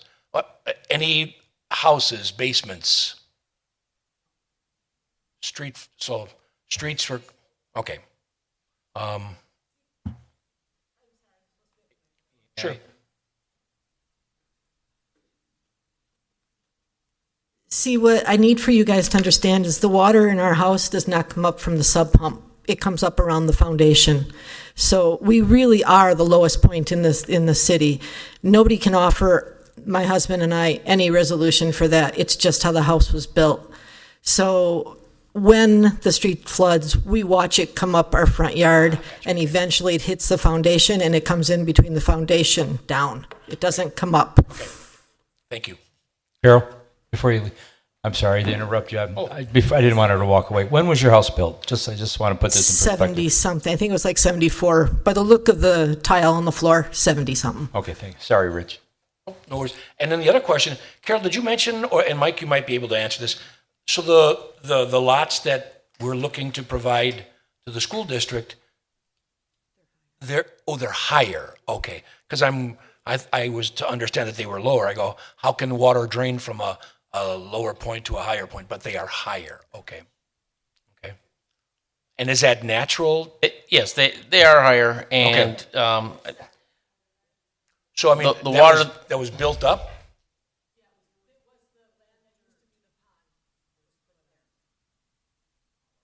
The new lots are around elevation 124. The elevation at the intersection of Robert and Darlene is 111.4. So it's significant. And if you're out there and you're standing on that cul-de-sac at the end of Oak Lane, and you're looking up at this, you're looking up at a hill. So yes, they will be up there higher. This water that will be coming off those lots, coming off that property now, again, so what we're talking about is now there's some impervious area there, so is the runoff going to increase? Yes, it will. It's running in a ditch, opportunities for infiltration. Of course, when it's raining hard, it's not infiltrating, it's running fast through that ditch. But it's not routed through the subdivision, it's routed, it skirts the subdivision, but it stays on the Prairie Site property, and then enters the pond. Jim Schultz, 410 East Robert Road. On the mic, please. What you were just talking about, all of that height was gained by using what they dug out of the pond for the pond, and to expedite the movement of that dirt, they just piled it up. Showing that it was, there's a point where it was like a mini mountain, and I agree the water would run in all directions there. But one of the things that when you talk about capacity of that pond, when I talked to the engineer Phil Burmeister. And I talked to him about it, and I said, my fear is that knowing that there's a lot of springs in that area, that whole area, that Shepherd Hills area, that we'd dig to a certain point and hit springs. And that's exactly what happened. you never see that water level go down. I don't care how dry a spell you have. It maybe if it goes down an inch or maybe inch and a half at the most. And where's all that water coming from? It's coming right back out of the ground. So when you look at the horizontal plane and think, well, geez, that's a big pond.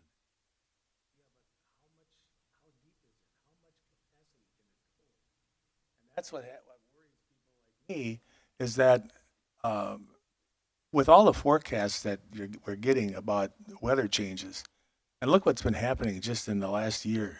We broke a Wisconsin record yesterday with I think it was 13.36 inches of rain. That's coming. Sooner or later, we're going to get hit too. And when we do, it's going to take out a lot of homes. So my feeling is that don't mess with, if you got some surplus land there, don't mess with it as far as drainage is concerned. You may need it later, but not be able to do anything about it. That's where protecting us and the homeowners that have lived there for many years. Myself, I built a house there. I've been there for over 40 years. And I a lot of nights I didn't sleep last night till 3:00 in the morning. Because I used to be able to get out and get my generator started and so on and so forth. Now I can't do that. Now my neighbors will help me, I'm sure, but they may have problems of their own. So the bottom line is we need to keep that land in reserve. And there you can make changes. Unlike you, sir, where you had a home that was already built and it was built, who knows the reasoning why the houses around there were settling, other than poor soil conditions, and that couldn't take the weight of the home. Please don't do more than allowing the building of those four buildings. I can imagine that it's not going to cause an irreparable amount of risk. There's going to be some risk that it'll contribute, but not anything to get real alarmed about it. But when I see roads already mapped out and everything, it's sending out a message that we could be in big trouble at some time in the future. And now I don't know when that future will be. I would offer up to the council in the future to remove the officially mapped roads there. Give these people some confidence that we intend to keep our word, not to develop more. And secondly, the confusion and the hard feelings, and however you want to describe it, caused by the records of the mayor who was there at the time. We none of us got any letters explaining what the city's intent was, and that was leaving the majority of that land, leaving it alone. So please help us avoid a future disaster, because it's coming, folks. Last week there was an article in the paper again, well-respected meteorologists telling us that, and these were no ignorant people, were telling us we're gonna last in this cycle for 4 years of this kind of weather, these kind of storms. Help us avoid that. Mayor, I'd remind the council that in the presentation that Doug gave in July regarding the single-family lot inventory, one of the follow-up actions from that report was to audit the city for obsolete, officially platted roads and many other items, but that being one of them. And we as a staff would commit to, looking hard at these and including those in recommended roadways when we do that review in the next few months. It's probably a next year goal for the community development department. We could include those in that audit and make sure that they're scratched off the scanner of the folks' radar, because again, we are not intending to continue development of this area. That's just simply not. And then, Andrew, I guess the point, just to ease the residents' concern, do we make it a matter then of public record somehow to say that these 4 lots will be the end of the development of that city-owned land? And then if it provides, more easing of concern, taking a look at the roads that are proposed there as well. Well, I mean, I'm no expert on if on we the eliminate the roadways. roads, but by Mike's calculations, you got to redo the, if you go over half an acre of impervious, then you got to redo the plan. So the pond would have to be re-engineered or anything like that. So I mean, basically, you're at the end of your rope here, what you can do anyways. Okay, so I think we start with the nobody roads. has trust with us right now. I So agree. putting it in writing, may I agree, but develop that trust. I agree, but That's it exactly. right now, that's not on the docket. Okay. Excuse me. That's the a main point here, that we want something in writing, something that's documented to say this is our intent. Now, Lord knows things can happen that force you to change your plans, but with using good judgment, it's much easier to avoid problems in the future. And I agree with you, Mr. Schultz. It's, we can take a look at that. But I think the first step is Let's stay in. Excuse me. Let's stay in touch. Let's move. Erase the roads, plot it roads. Anything, Cam? Yeah, thanks, Mayor.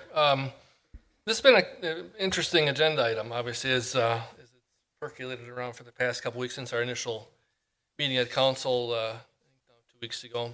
I mean, from my standpoint, from my dealings with this has strictly been an opportunity to try and do the school district a good deed. It really has been nothing more than, rather than building a house in Caledonia, this is a great program at the school district for kids who are looking at doing trades rather than college. Doing what we can. We've got it as part of our strategic plan to actually work more closely with the school districts and other entities in the city to make us one big community, not the city, not the school district, not MMSD, whatever. So from that standpoint, this was not controversial a couple weeks ago. It was a 6-0 vote that this has made sense moving forward. We've heard from Carol and the neighbors about the concerns historically in the past of flooding. I can sympathize somewhat. I had water both the times you talked about back in the early 2000s. Nothing close to what you had, but I can sympathize somewhat to that extent. We did get about $500,000 spent in this neighborhood back in 2011 to address some ongoing flooding and drainage issues back on Robert Road and Darlene, to add more inlets and upsize the pipe that drained to the storage pond. So there's been significant amount of money thrown at this historically, unfortunately, poorly planned part of the city in terms of drainage. Folks have obviously, talked about the concerns I think Mike has addressed in terms of, I've always tried to look at things that we do as a city analyze them from a logical standpoint. Does the math work? Does the financials work? Then, giving some deference to the local neighborhoods, I try and do what makes the most sense in terms of the community and as a whole. I think Mike has spoken to the fact that math-wise, these 4 lots from a drainage standpoint are not a meaningful impact on the drainage and storage basin for this particular part of the city, especially in terms of the addition of the fairly small amount of impervious surface. The water's already going there. It isn't like God's going to open the clouds and dump 10 times more water on these 4 lots, and it's already raining. It's already raining there. It's going somewhere already. What we're doing is not going to be incrementally changing that situation. If there's flooding problems on Robert Road and flooding problems on Darlene ongoing, it's not because of drainage on this particular piece of property. It's the entire engineering from all the way from Howell Avenue flowing southeast through the city. It's a bigger problem that obviously we continue to address. We have spent millions of dollars as a city addressing stormwater management issues. We exact a fee from everyone every year for that simple practice, and we spend a lot of money and a lot of time to make sure the water issues we faced in the past as a community we don't face again. So I think moving forward, Danny and Andrew has already spoken to this. I talked to Jim yesterday for quite a while. I think the prudent thing to do right away is make the removal of the officially mapped streets a priority. I'd suggest to do it before the issuance of a building permit if that's at all possible. I'd defer to Doug on the timing of that, but I think moving forward that's as goodwill a gesture as we should offer, at least up front. I think strategically, the 4 lots. I think it makes good sense from a goodwill standpoint with the city. It's drainage-wise is not impactful from that standpoint, and I think the streets is to remove the potential further development. I think is a prudent move and a goodwill gesture, and that's where I'd kind of move at this point. We can certainly, and we'll talk about the statutory timing, but I think hearing your comments, we can certainly move on the removal of the platted roadways in advance of that full review of all of the city's roads. I think that's what we'll take back to the staff and just put a timeline out and separate these out and take that action on these and not wait for that review, probably at the early part of next year. We can certainly commit to that. Other questions? Jimmy, got anything else?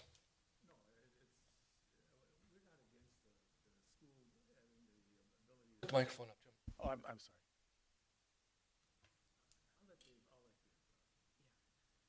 Good evening, everybody. My name is Dave Greathouse. I live at 500 East Robert Road. I'm right next to Carroll. My house flooded also. 2 or 3 times. I've had a couple feet of water in my basement. I maintain a standby generator, which I run every week to just make sure it runs, or once a month. I have a backup sump pump. I even have my water drained out of the sump pump to change if the sump pump deadheads, where the water can go outside. I've got pipes to take it back to the swale. One of the problems is the swale at the back of my house. The elevation on Fitzsimmons is like 4 feet higher in our backyard because the city screwed up. When we built there was no Fitzsimmons in back. It was all flat land. And all the city came in and made the road 4 feet higher. So that adds to the problem with drainage.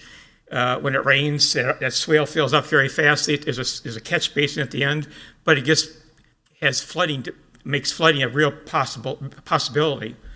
But to Carol's point, one of the problems is there's springs all around. My sump, it won't rain for a month. My sump pump kicks in 6 to 8 times a day because of springs in our area.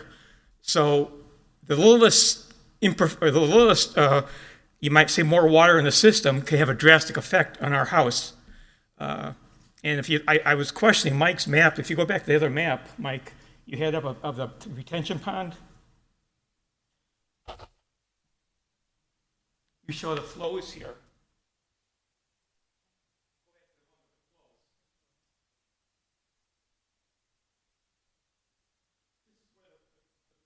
Goes over across Shepherd and out.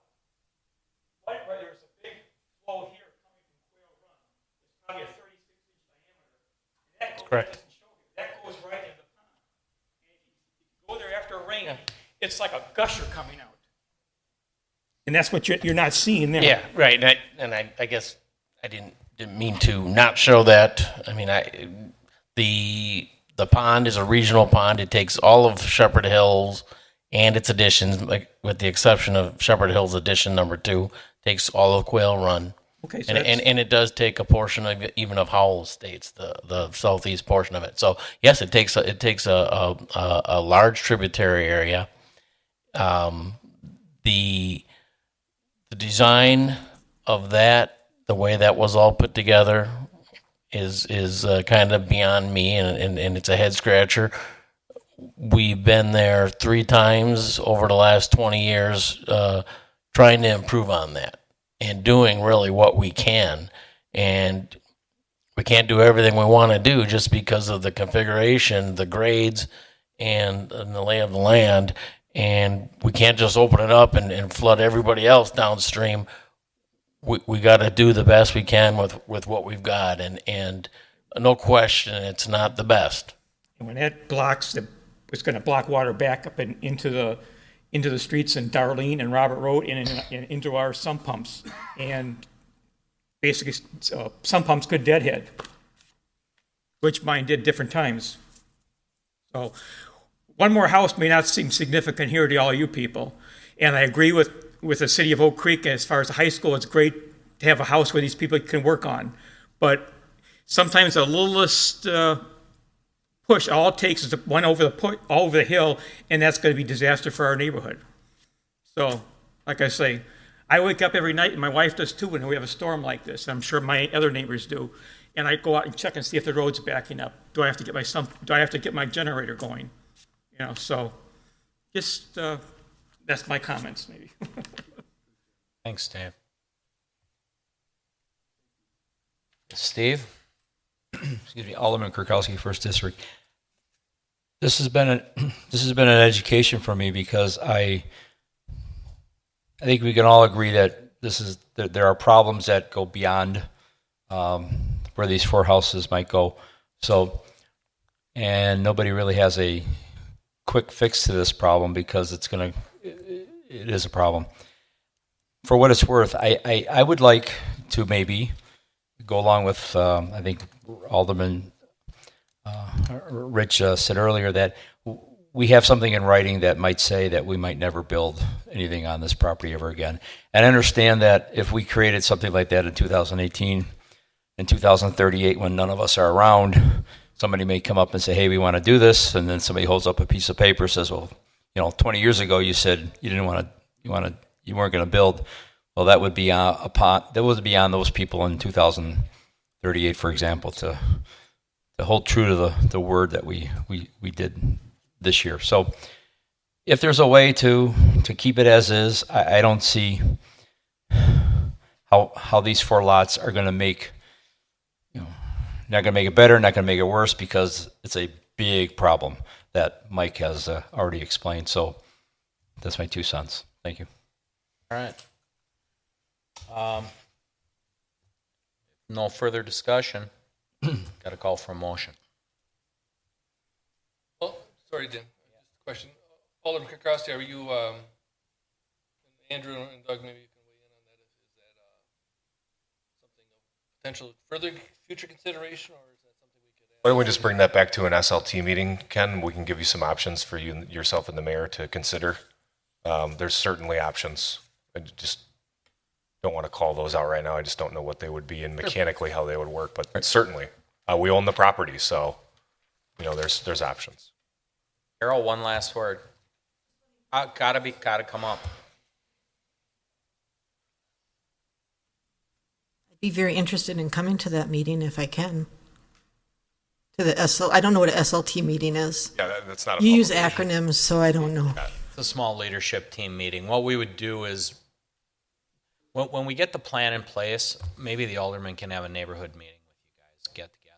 That would be awesome if we could talk to our Before it alderman comes every now out, and then. And then whatever we come up with, it can come in front of you guys before it ever comes here. How's that? Okay, my team says okay, so. All right, your team's okay, my team's okay. All right. And I think, Doug, if it's appropriate to add item number 4 to the recommendation of the Planning Commission that road officially map street pattern be removed prior to issuance of a building permit? I wouldn't place that time limit on it just because it does require a public hearing. So that's at least a month out? We certainly understand the intent, and We don't know when they need a permit, essentially. Right. Otherwise, we'd be okay if the timing worked out. We'd be And okay the school with that. traditionally starts this at the start of the year. Well, I believe accomplish they intend to their goal. use one of these lots this year. Yeah, I mean, we certainly understand the intent, and we'll move forward with all due haste on initiating that map amendment, but I would hesitate to frame that within the issuance of a building permit. And keep in mind, the official notice really doesn't call for the road, so I think we come back on them. Because there might have been interest, there might have been public interest on both sides of the road, so I think we got to give equal chance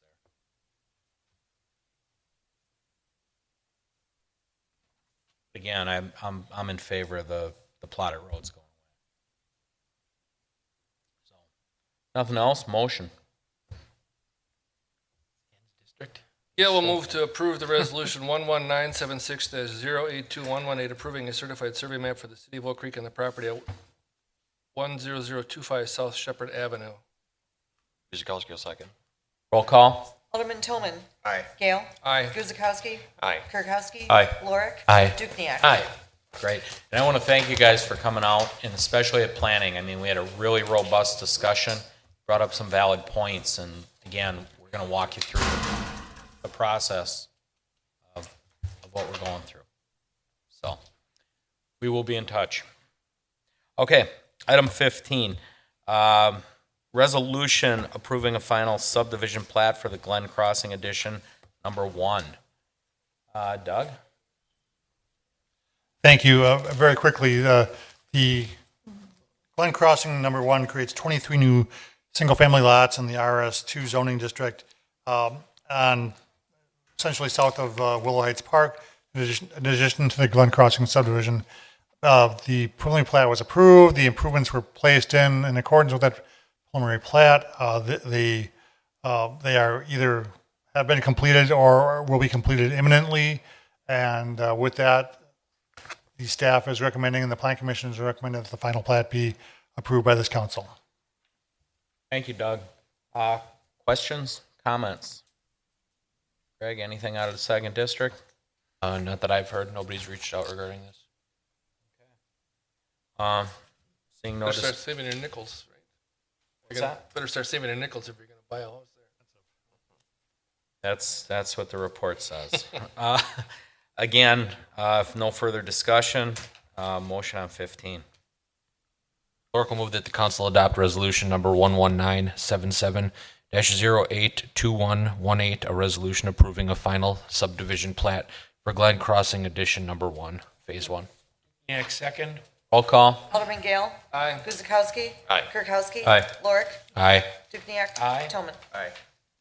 Item 16 is consideration of a motion to authorize the Director of Public Works to accept the lowest qualified bid from ABC Fence to replace the backstop at Shepherd Hills, the amount of $13,870. Oh, Ted, there you are. I thought you walked out with the crowd. I'm surprised everyone left before this item. I would have. Pretty straightforward. This is one of our CIP projects for 2018. We're going to replace the backstop and foul line fencing at Shepherd Hills Park. We also are going to do quite a bit of grading. The field is lower than it should be, and so actually right now the backstop's acting more like holding up batter boards, so the infield doesn't wash down to the school. So we plan on correcting that with this project. So questions for Ted? No, it needs it badly. I mean, home plate's below the pitcher's mound. It's a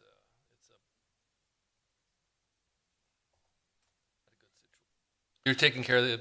Are they in-house grading, or we hired that out too? actually, we're going to do a lot of the rough grading in-house, and then we're going to have a company put in some of the engineered infield mix once we get it. We're probably going to have to build that area up a foot or two to keep it from washing out. Just a comment, Ted, completely unrelated to this. The pavilion at Miller Park, looks fabulous. Thank you. That's looks like a whole new park over there. It really looks great. Adds to that area. Yeah. It's not my sense. One of the people from the Parks Commission picked that color out. It looks great. All right, let's get back to the backstop. If no further questions, motion. Clerk will move to authorize the Director of Public Works to accept the lowest qualified quote, ABC Fence LLC, to replace the backstop at Shepherd Hills Park for $13,870. And Dukenyak, second. Roll call. Alderman Guzekowski. Aye. Kirkowski. Aye. Lorik. Aye. Dukenyak. Aye. Toman. Aye. Gale. Aye. Item 17 in engineering is resolution accepting the dedication of public improvements and release from the development agreement for the Hanadel Paskey certified map agreement, second district. Mike. So items 17 and 18 are very similar. They are release of older development agreements relating to Hanadel and from the mid-1990s. And they involved public water main and public sanitary sewer, both in 20th Street and 27th Street. So these open agreements were they just need to be closed. All the requirements have been fulfilled.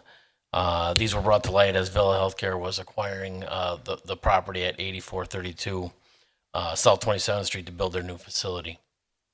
And so Villa has requested this action be taken to clean up title on the land. And staff has no objections because all the conditions are met.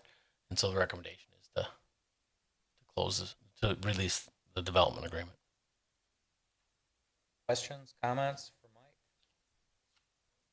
Seeing none, motion. Lorick will move that the Common Council adopt resolution number 11979-082118, a resolution accepting dedication of the public improvements and release from the development agreement for the Hanadel Patsky Certified Survey Maps Agreement. Dukniak, second. Roll call. Alderman Kirkowski. Aye. Lorik. Aye. Dukniak. Aye. Toman. Aye. Gale. Aye. Guzekowski. Aye. Item 18 is consideration of a resolution accepting dedication of public improvements and release from the development agreement, Elroy C. and Lorraine Hanadale Development Agreement. Basically the same thing. This was another development agreement on an adjacent property, and the Villa Healthcare property, touched on both of those, and therefore this was a separate agreement that needs to be closed out.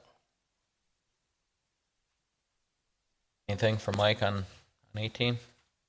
Not motion. Lorick will move that the Common Council adopt resolution number 11980082118, a resolution accepting dedication of the public improvements and release from the development agreement for the Elroy C. and Lorraine Hanadel Development Agreement. Dukniak, second. Roll call. Alderman Lorik. Aye. Dukniak. Aye. Toman. Aye. Gale. Aye. Guzekowski. Aye. Kirkowski. Aye. Item 19 is consideration of a resolution accepting the dedication of public improvements and the release from the development agreement for the Apple Tower Sanitary Project. So this is accepting the sanitary sewer that was constructed. This one was more recently. This was probably constructed within the last year to year and a half. It was a sanitary sewer extension along 27th Street, and this will be utilized by the HSI apartments as they are constructed. Okay. Questions, comments?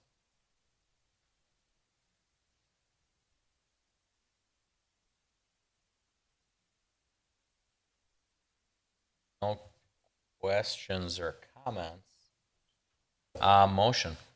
Lorick will move that the Common Council adopt resolution number 11981082118, a resolution accepting dedication of the public improvements and release from the development agreement for the Apple Tower Sanitary Project. Dukniak, second. Roll call. Alderman Dukniak. Aye. Toman. Aye. Gale. Aye. Guzekowski. Aye. Kirkowski. Aye. Lorik. Aye. Need a break, Rich? Okay, bud? I'll make it. You Just sure? Just some back spasm issues. Okay, let us know if you need a timeout here. Item 20, consideration of a resolution accepting dedication of public improvements and release from the development agreement for the Allen Bradley Company Incorporated project. Another older one. This was dated 1987, and it was for at one time a very large parcel, basically a full quarter section of section 29, I believe. But basically that corner of Howell Avenue and Oakwood, and then from Howell all the way to the railroad track. So this entailed sanitary sewer and water main installation within Oakwood Road. So again, another one that I guess I don't know what the procedure was back then, but a lot of these development agreements we're finding are not officially closed out.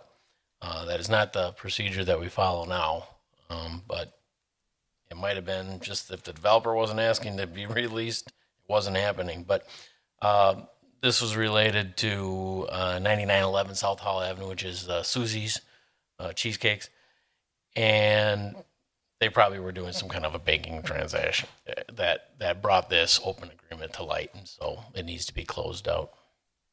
Thank you, Mike. Questions, comments for Mike? Seeing none, motion. Bill moves to approve resolution 11982-082118, accepting dedication of the public improvements and release from the development agreement for for the Allen Bradley Company Incorporated project. Guzekowski will second. Roll call. Alderman Toman. Aye. Gale. Aye. Guzekowski. Aye. Kirkowski. Aye. Lorik. Aye. Dukenyak. Aye. Last item in engineering, item 21 is consideration of a resolution vacating a sanitary sewer easement and creating a new sanitary easement at 500 West Opus. Mike? So the FedEx building, as it was designed and is now well underway towards completion of construction, the building was situated such that it encroached on an existing sanitary sewer. That sewer needed to be moved 15 feet to the west, and basically the vacation of the existing easement takes 15 feet off the east half of that existing 30-foot easement, puts it onto the west to complete a 30-foot wide sanitary sewer easement, which is a requirement along the alignment of the relocated sanitary sewer. So basically makes that easement whole. Thank you, Mike. Questions, comments for Mike on the easement? Seeing none, motion? Gale moves to approve resolution 11983-082118 vacating a sanitary sewer easement and creating a new sanitary easement at 500 West Opus Drive. Guzekowski will second. Roll call. Alderman Gale. Aye. Guzekowski. Aye. Kirkowski. Aye. Lorik. Aye. Dukenyak. Aye. Toman. Item 22 is the License Committee. I'd like to turn that over to Alderman Kirkowski. Thank you, Mayor. You have in front of you a common council report with the items on it. Does anybody have any questions from that report? Okay, seeing none, Kirkowski make a motion to adopt the License Committee recommendations as listed on the August 24th, 2018 License Committee report. Dukenyak, second. Roll call. Alderman Guzekowski. Aye. Kirkowski. Aye. Lorik. Aye. Dukenyak. Aye. Toman. Aye. Gale. Aye. Item 23 is our vendor summary report. Please take a look, and if there's any questions, seeing as Bridget ain't here, I guess we'll just take them all together and see who can answer them.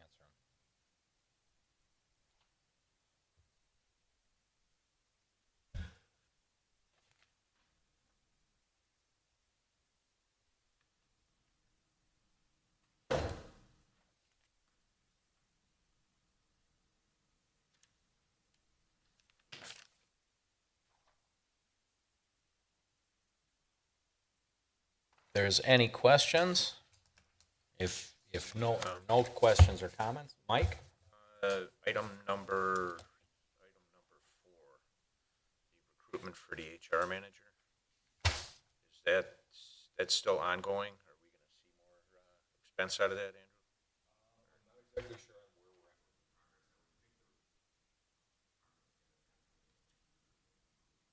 It's still been in line. Right. There's a little update for you.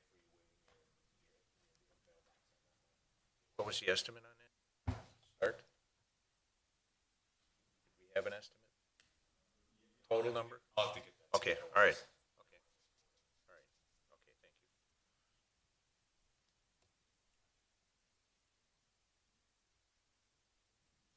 you. Nothing? Motion, when ready. Lorik will move that the Common Council approve the July 15th, 2018 vendor summary report in the combined total of $383,293.84. Greg, can we verify, or Andrew, there's a July 31st date on Right. that one. So.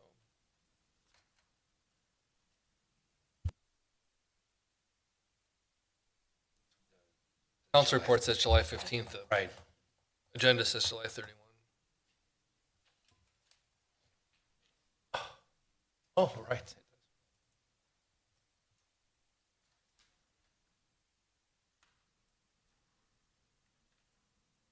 It's got to be the 31st. There's checks dated the 21st. Yeah. Greg, yeah, can you amend your motion there, Greg? Lorik will move that the Common Council approve the July 31st, 2018 vendor summary report in the combined total of $383,293.84. Dukenyak, second. Catch can. Roll call. Alderman Kirkowski. Aye. Lorik. Aye. Dukenyak. Aye. Toman. Aye. Gale. Aye. Guzekowski. Aye. Item 24 is consideration of a motion to convene into closed session pursuant to Wisconsin State Statute, Section 19.85, Parent 1, Parent C, Parent E, and Parent G to consider a separation agreement with a utility employee. President Ken? Thank you, Mayor. That was odd. Gail moves to convene into closed session pursuant to Wisconsin State Statute, Section 19.85, Sub 1, Sub C, Sub E, and G to consider a separation agreement with the utility employee. Guzekowski, second. Roll call. Alderman Lorik. Aye. Dukenyak. Aye. Toman. Aye. Gale. Aye. Guzekowski. Aye. Kirkowski. We'll now convene into closed session and reconvene at its conclusion. Toman. Gale. Aye. Guzekowski. Aye. Kirkowski. Aye. Lorik. Aye. All right. Motion on any action needed?